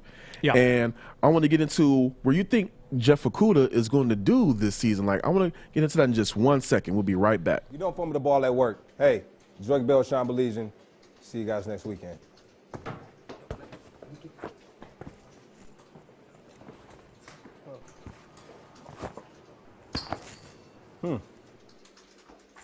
Thanks, mate. Oh, Bell's soft. Wait till it comes to New Zealand. Sure that out. What's going on, everybody? Thank you for watching the Woodward Sports Network. This is the Baligian and Bell Show. Kory Woods and Scott Bischoff for filling in for Baligian and Bell. We got Arden, the producer, and we got, man, he's been silent. My man, Fish in the Fish Bowl. Are you there, Fish? I'm good. Doing great. What's going on? What you thinking about? What you thinking about so far about these picks? Who would you like the Lions to get at 7? You got an idea? Let's see. Well, Penei Sewell's not a bad pick. I like him. Anybody? Yeah. Penei Sewell would not be. He would be not a bad pick. He would be a great pick, Fish. He would be a great pick. I like Kyle Pitts. Yeah. See. Hey, you know what? Fish needs make the pick. Fish needs to be the assistant GM to the assistant GM. You with that, Fish? Would you take that job? Yes. If they would ask me, yes. Yes. I'll see what I can do if I can pull some strings, make Fish the assistant GM to the assistant GM. But yeah, just before we get off of Okudah, what do you expect of him this season? I mean, I think he'll take steps forward that'll surprise people. I would anticipate them doing some things that put him in a position where he's playing at a strength, which is, I mean, can he press a little? Sure, and he's physical in coverage. It was always interesting to me at Ohio State. He was always the guy who played the field side of the formation, where he had to cover huge areas of the field. So let him be an athlete, let him run, but give him some help, with whether it's cover 3 or cover 2 or instead of the high stress stuff that he was asked to do last year. I would anticipate him playing significantly better simply because of coaching and scheme and at moments looking like the prospect we thought he would be. I'm going to be honest. I think that he has Pro Bowl talent. Whether he makes a Pro Bowl this year, I'm not going that far, but that's a lot to ask. That's a lot to ask, but he has Pro Bowl talent. Yeah. And what I'm looking for this year, I'm looking for a break. I'm looking for him. I mean, like I said, who else would be the breakout star? It's got to be him. I'm looking for a significant year from him, a significant leaps, and hopefully learning from a guy like Aaron Glenn, who is a former All-Pro, not just Pro Bowler, All-Pro cornerback. He'll be able to take those leaps, but I mean, that guy's here. Let's talk about a guy who took an exit, took his ball to the Big Apple. Kenny Golladay. If you guys don't know, you should know. Kenny Golladay is now a member of the New York Giants. Congratulations on making that money. Congratulations on making that money. He's getting around $18 million a year. There was reports that last year the Lions offered him between $18 and $19 million a year, turned it down, but wonder now, why. Hey, wonder why. Yep. And there's also reports that Golladay had some questionable antics behind the scenes. Could have came to practice and could have practiced, but with the hip injury. Yeah, but there's some rumors that he kind of like wasn't as forefront as he could have been about a few things. But that's neither here nor there. But yeah, they apparently Brad Holmes, Lions general manager, had some thought about bringing him back, but Here's what Brad Holmes said. He said, we discussed it and we mulled over it. He said, I wasn't joking when I said he was at the forefront of my mind throughout the process, but we did discuss those options, and there was some difficulty in terms of forecasting involved, so it's kind of why you see the kind of moves hold on, what? I'll just go off. I'm not going to read it. I think he was talking about the sign and trade. Yeah, it wasn't Galladay coming back. It was we had to put X number of dollars up front in hopes that we could trade him. That then became guaranteed money. And if we couldn't trade him, we then had to pay him to be here. And, you can't do that out in front when you want to make a bunch of other free agent moves that they have made. That's the calculation. Yeah, now I want to go off of the actual quote that I pulled up from the Kenny Galladay situation from what Brad Holmes said. Here's what he said about the decision to not build around a player like Kenny Galladay. Well, Kenny always said that he's a very, very talented receiver, but we pretty much knew that, as with pretty much every year in terms of free agency in the draft, that it's relatively deep in both spots. It was a few factors that went into it, but at the end of the day, it was just making the right decision for the Lions, but not only short-term, but more importantly, long-term. So that was the decision that we came to. We wish Kenny nothing but the best in New York, and happy to see he got the deal. Got a good deal. Perfect. Yeah. He wasn't in the long-term plans here. In order for him to be in the short-term plans, they were going to have to put a giant amount of money up front, which was going to limit what they could do in free agency. Hey, what you got, Art? Yeah, so Galladay was always a standout player for me in the Lions. Like, he performed well. Who takes his spot? I mean, that's a big gap to fill. Either looking at the draft or if there's anyone on the bench that's sitting that could do what Galladay was doing. I doubt it, but what are your thoughts on that? I don't think there's any player on the first of all, we gotta look at two things. One, we don't know if 2019 Kenny Galladay is going to be coming back after that hip injury. We didn't really see much of him last season, so hopefully for the Giants, they're getting that 2019, 2018 Kenny Galladay, not the 2021 who was a little hobbled. But how much do you attribute that to bad coaching or just not wanting to play or, maybe having a drinking problem? Let's get into it. I think that had the Lions been in a position to win or make a playoffs, maybe the culture or the environment would have been better. You may have seen Kenny Galladay suit up for some of those games. But pretty much when he seen the writing was on the wall for this team, I think he was just like, hey, I'm not about to risk my money. I'm about to just go ahead and chillax because I know that I'm getting paid in the offseason from somebody. Yes. And to answer your question, I think that's where you would be looking at Kyle Pitts or Jaylen Waddle type of thing.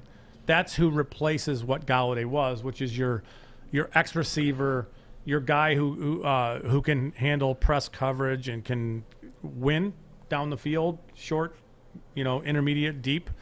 Galladay was more of a contested catch player, and Goff's not. Goff and Galladay are not. They're not going to. Goff is not going to be throwing the balls that would really get the best use out of Kenny Galladay. No, Stafford would. Daniel Jones will. Yeah. He's okay throwing a 50-50 ball. He's all right putting it into dangerous places. So they're gonna make big plays. They're gonna be productive at times. But Goff's not that guy. Yeah, I'm with you all the way. It's got to be going through the draft, getting a Kyle Pitts or a Jaylen Waddle type player. I definitely do not see Tyrell Williams or Brashad Perriman being those type of guys or Quintez Cephas. I see them being good guys for the system, guys that you can that'll be some playmakers, hell of a playmakers, but when it comes to being that dynamic talent, that tool where Goff is able to build that rapport for years to come, and Lions fans, again, you are hoping that Jared Goff is the quarterback for years to come. You are hoping that he succeeds here. So that way you can spread those draft picks out everywhere else, at least in my opinion. Well, I mean, in a perfect world, yeah. Yeah, in a perfect world. I mean, yes, absolutely. The interesting thing with Williams and Perriman is how many games are we going to get out of these guys? I mean, yeah, Williams is a little They're banged both up. Really They're good players. It's just there's injury history with both of them, and if you're missing those guys, and it's you have a tight end and you have Quintez Cephas, and then you have Geronimo Allison if he returns, or Victor Bolden, or it doesn't look real good for Goff. You know, when I think of Galladay, I think of those big catches, right? Those big plays. Yeah. What are the chances that we have that in the 2021 season for the Lions? Like, are we going to have getting back to big plays? And, sure. They'll be different. They'll be different. Plays. They won't be plays where he's got to go up, where you see Galladay go up and contort his body and kind of throw off a defender to make a catch. It won't be like that. It'll be more like, if it's Jaylen Waddle, it'll be a 10, 12-yard dig where he'll outrun coverage and go for 40 or 50 yards or even more. That kind of stuff. But it won't look the same. It's going to be different. Hey, I don't want to take a break, but I want to take a quick detour. I want to stay on Galladay. But I just looked down at my phone, and Adam Schefter just tweeted, Justin Fields just ran a 4.4 in the 40. Yeah. He was expected to run 4.41 in that range. That's crazy. But, yeah, that's fast. He's a quarterback. You know what I mean? Yeah. He's a quarterback. It's almost dangerous. Why are we talking? We're not going to draft him. Why do we care? I'm just saying. We're talking football. I want a team to jump in front. The Lions. Okay, all right, here's the thing. We talked about it on the morning show. It's got to be poker. If Fields slips that fall, if Fields falls that far, Lions have to at least give the impression that they're going to take him. I know, but my thing is this. I'm on the Joey hype train. Like, Joey loves Justin Fields. I've seen him play. I love Justin Fields as well. And just every day that goes on that we're keeping Goff, I'm like, I want an exciting quarterback. Like, with the Stafford-Galladay connection, there were some of those plays, and even with Calvin Johnson, where it's like, how did he catch it? But it's the trajectory, and it's the way that both the quarterback and the receiver run together. With Goff, I don't see that. Like, I don't see excitement. You know what the thing is? Here's one thing that I've always learned. Well, I don't want to say always learned. Something I've learned lately with the Lions. The person that everybody does not want ends up being who the Lions need. Lions did not want Jim Caldwell. Remember, Lions fans want a Ken Wisenhunt. We all saw how that turned out. Yeah, it's true. Jim Caldwell lasted 4 years. Ken Wisenhunt didn't last 2. Lions fans, me too, me included, because there's definitely video of me crying at the draft. Literally tears. I did not want T.J. Hockenson. Lions fans did not want T.J. Hockenson. A lot of fans did. I didn't want him either. It was maybe it might have been a bit more mixed than I want to let on, but at least from what I'm hearing and the stuff that people I follow, it was an unpopular pick. But over time, everybody's not, hey, we may have the third or fourth, maybe third best tight end in the league right now. But they rationalized it by talking about how they wanted to win now. And then they took a player who didn't help them win now in a position that takes time to develop. So that was confusing. Yeah, I concede to that. But, I mean, 4.4, huh? 4.4. That's fast. That's fast as hell. I don't think people understand. Like, 4.6 is flying. Yeah. Like, crazy fast. I wonder what he weighed in at. It's got to be in the 220s in that range.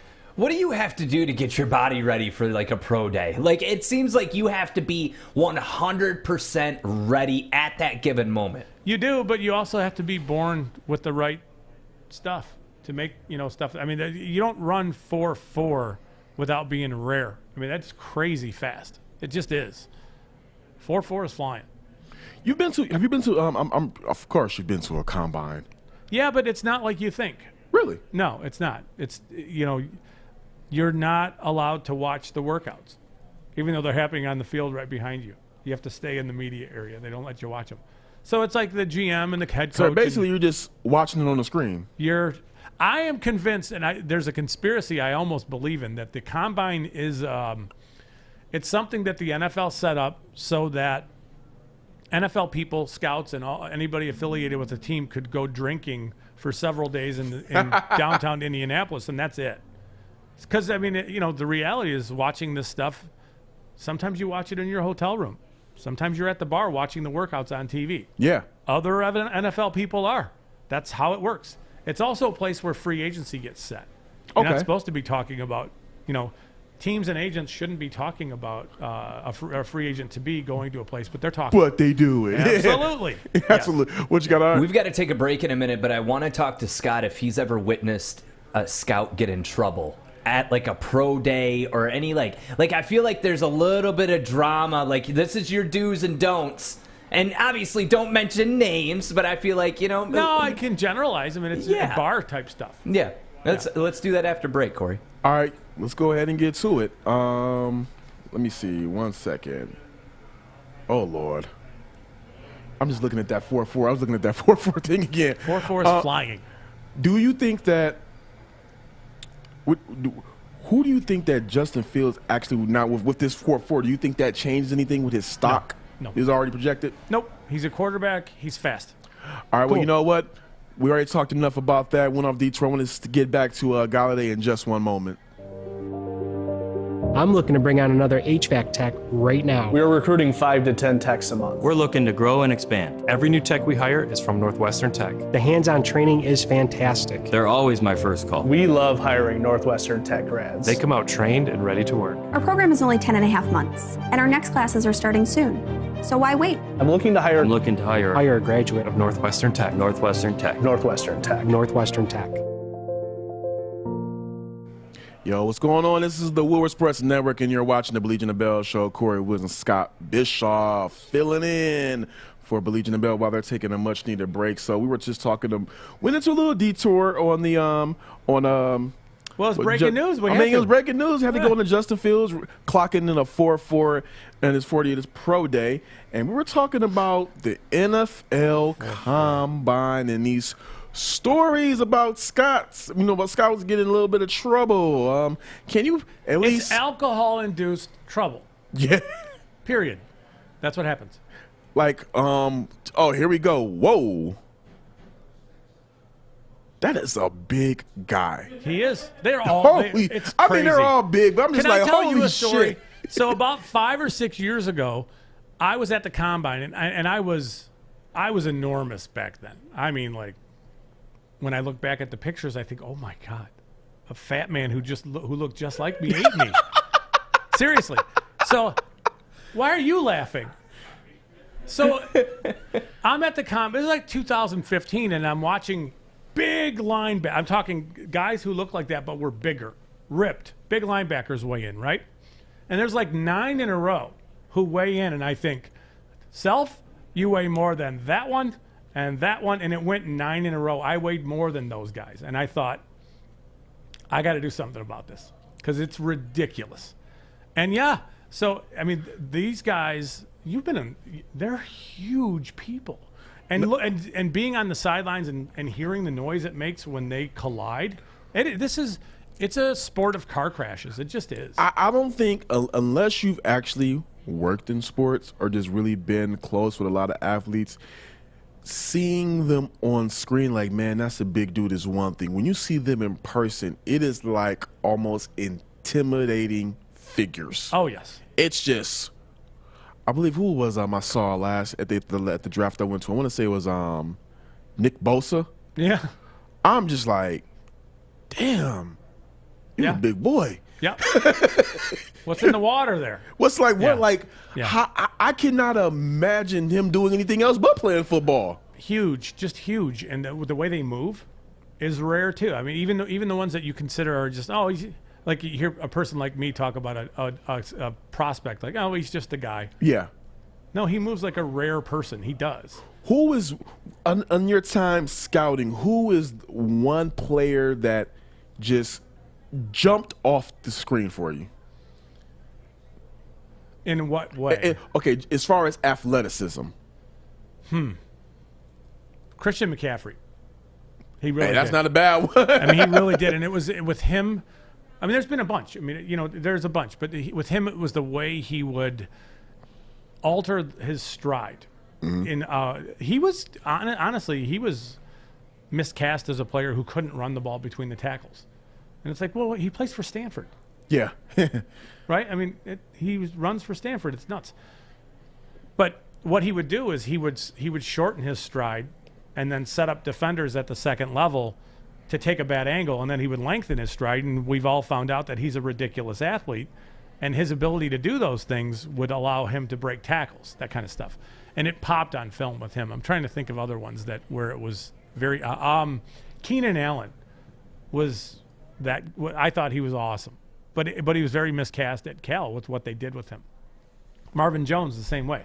They sort of flip-flopped those guys. So Marvin Jones was used as a short, quick pass catcher, where Keenan Allen was asked to run deeper, more long-lasting routes, where it should have been the other way around. We've seen Keenan Allen, how ridiculous he is as a route runner, but it's over short areas. Where, I mean, that kind of stuff popped on film. Where it was like, he's crazy fast. Quick. Yeah. Right? I mean, he's so quick in and out of his breaks. Jaylen Waddle this year is one of those guys who it's just like jaw-dropping watching him run. I'm just of the mindset of whoever gets Jaylen Waddle is just going to be just grinning. As long as they have a system in which they can utilize his speed. Yeah.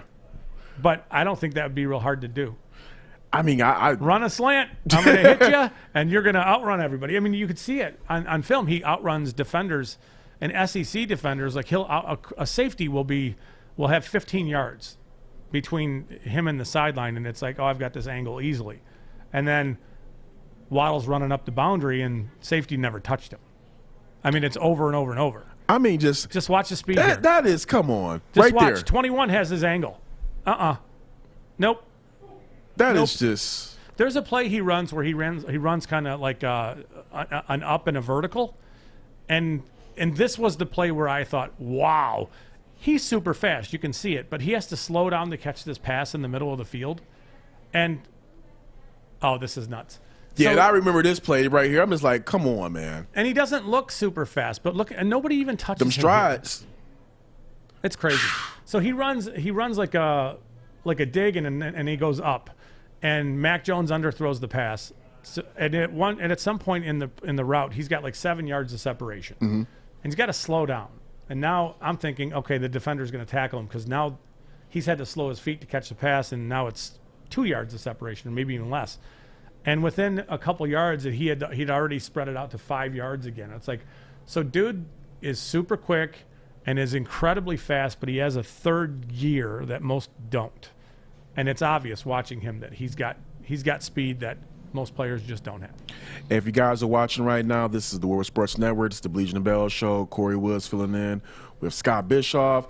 And we're almost at the end, but before we get to that, Hope, what you got, Art? Yeah, there's a comment here from D-Town on YouTube that says ESPN has brainwashed fans into thinking you must have a mobile quarterback. There was also a mention in the chat that really mobile quarterbacks haven't won Super Bowls. It's always been non-mobile quarterbacks. What are your guys' thoughts on that? Well, I think we'd have to describe what mobility means. I mean, Mahomes won a Super Bowl 2 years ago. Yeah, I mean, are we talking mobile or just like a running-based quarterback? I think they're referring to the fact that when you look at who has won Super Bowls as quarterbacks, it's been primarily non-mobile quarterbacks. I think Mahomes was like the unicorn in that situation. Do we consider Brady non-mobile, though?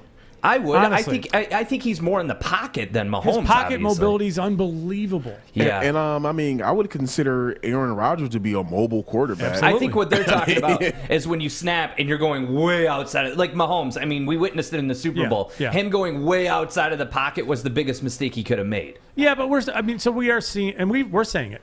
So maybe we're guilty of it, but we're saying that we want quarterbacks who can make plays happen outside the structure of a play. And I think what we're hearing, and it's, is that no, that's not how it works. But that's where the NFL is going. That's where offenses are going.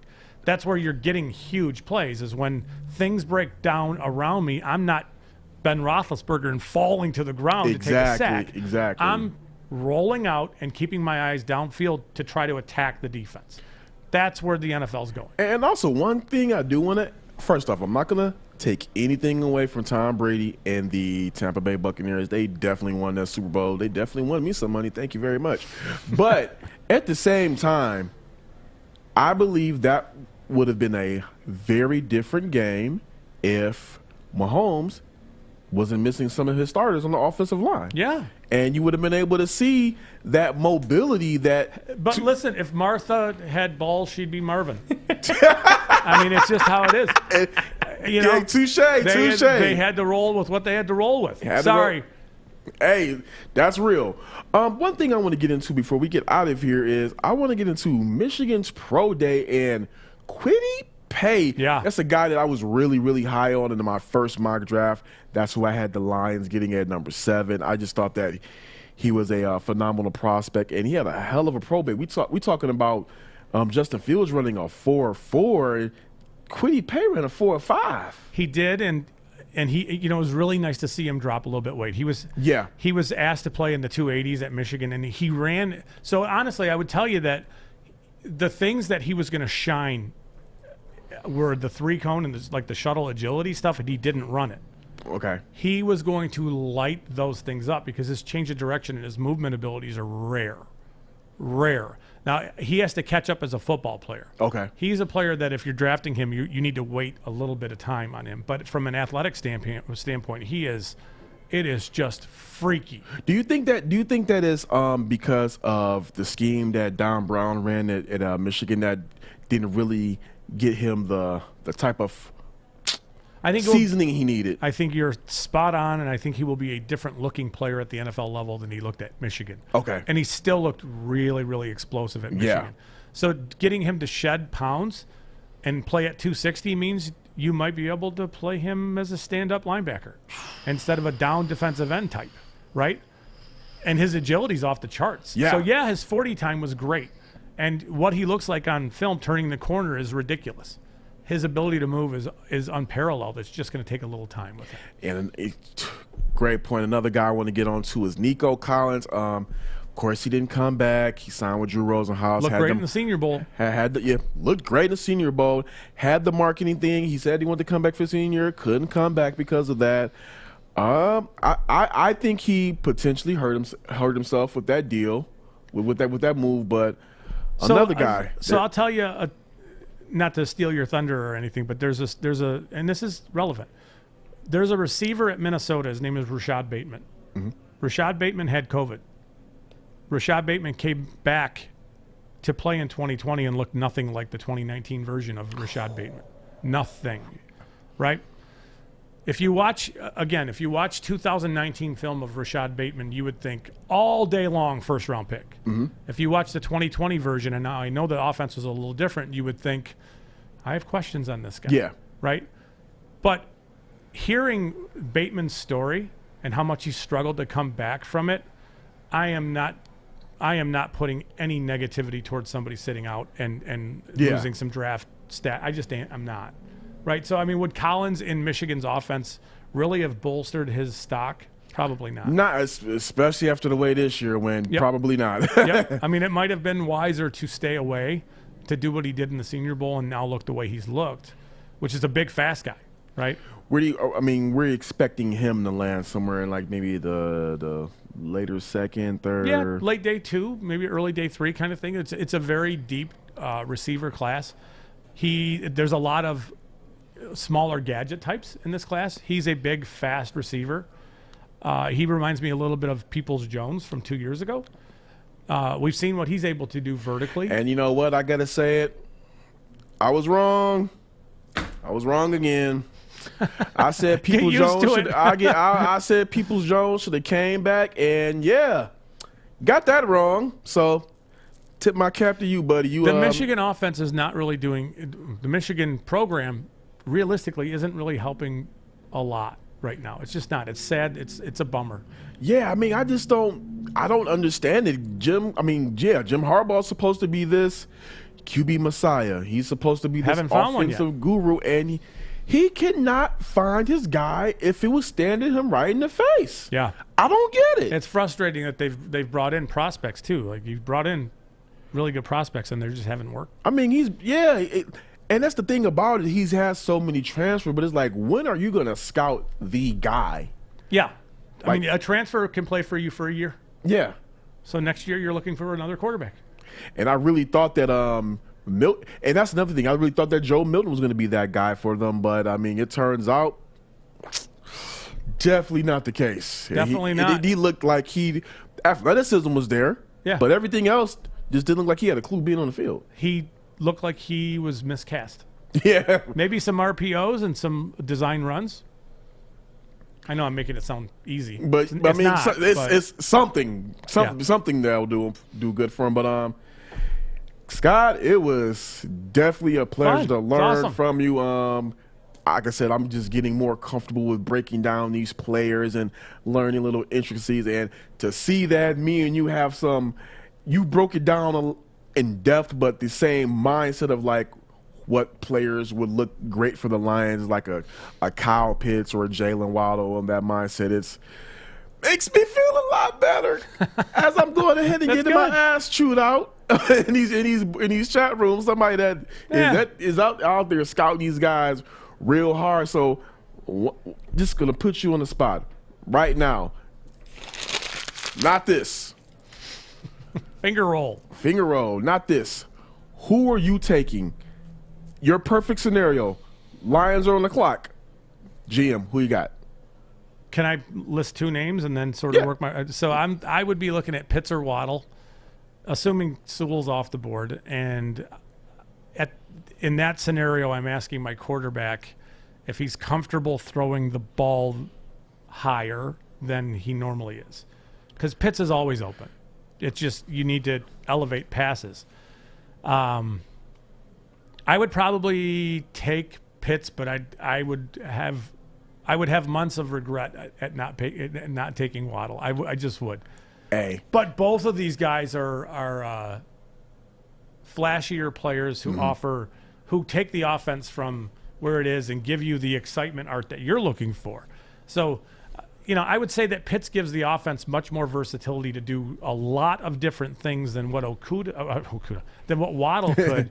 But Waddle gives them speed that really maybe Tyreek Hill has and some other players have, but he has route running and other stuff too. So to me, it's Pitts or Waddle, and I'd be fine with either one. Well, hey, you know what? I'm going Kyle Pitts. He's going Pitts or Waddle. Can't go wrong with either one. Thank you guys for tuning into the Woodward Sports Network and watching Baligian and Bell. We took over for today, and I feel we did a great job. This is Kory Wood, Scott Bischoff. You guys have a great afternoon.